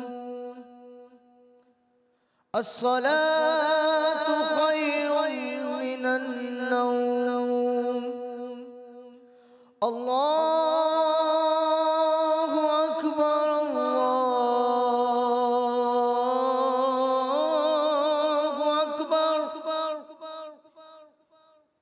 لا إله إلا الله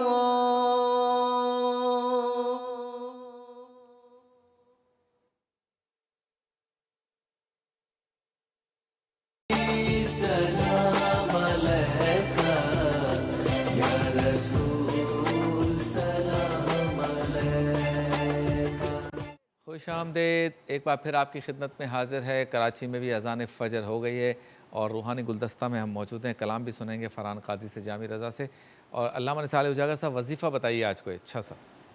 بسم اللہ الرحمن الرحیم۔ جس طرح ابھی ہم نے گفتگو کی تھی کہ انسان کو چاہیے کہ اپنی غذا کو پاکیزہ رکھے۔ حدیث میں ارشاد ہوتا ہے، میرے آقا فرماتے ہیں کہ جو جسم حرام پر پلا بڑا ہو تو اس کے لیے جہنم بھی بہتر ہے۔ تو کوشش کریں غذا حلال ہو، اور وظیفہ یہ ہے کہ آج پریشانیاں زیادہ ہیں۔ دیکھیں ذرا سی بھی مشکل نظر آتی ہے، انسان زیادہ پریشان ہو جاتا ہے۔ تو پریشانی کا حل بڑا پیارا ہے کہ مولا علی رضی اللہ تعالیٰ عنہ ارشاد فرماتے ہیں کہ جب انسان غموں کا شکار ہو جائے، جب پریشان ہو جائے، تو یہ وظیفہ پڑھے، بسم اللہ الرحمن الرحیم ولا حول ولا قوت الا باللہ العلی العظیم۔ حدیث سے ثابت ہے، مولا علی فرماتے ہیں میں نے اپنے آقا سے سنا کہ جو غموں میں اس کو پڑھے گا اس کے غم اللہ تعالیٰ دور فرما دے گا۔ تو کیا وظیفہ ہے؟ بسم اللہ الرحمن الرحیم ولا حول ولا قوت الا باللہ العلی العظیم۔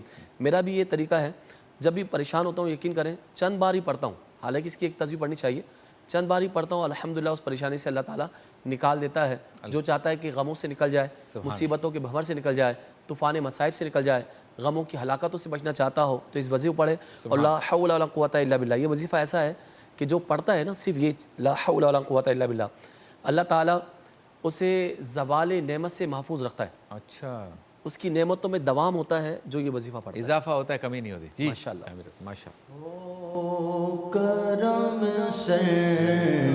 سرکار اب تو ہو گئے غم بے شمار، ہو کرم سرکار اب تو ہو گئے غم بے شمار، جان و دل تم پر فدا ہے، دو جہاں کے تاجدار،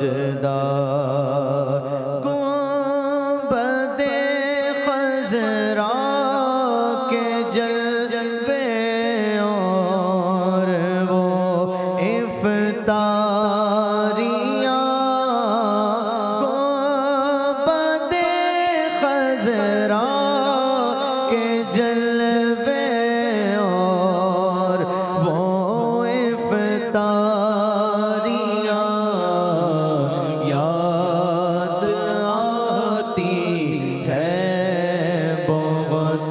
رمضان طیبہ کی بہار یاد آتی ہے بہت رمضان طیبہ کی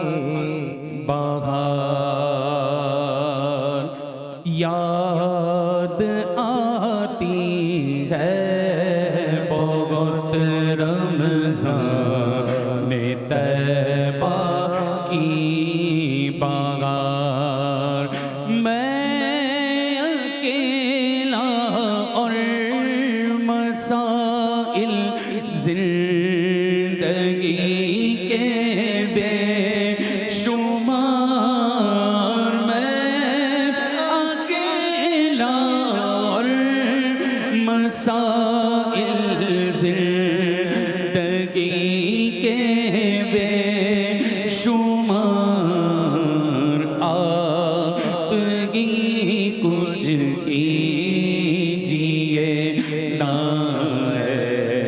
شگے عالی وقار شاید پھر تم لو بلا اور سبز گنبد دو دکھا چند پھر تم لو بلا اور سبز گنبد کو دکھا میں آؤں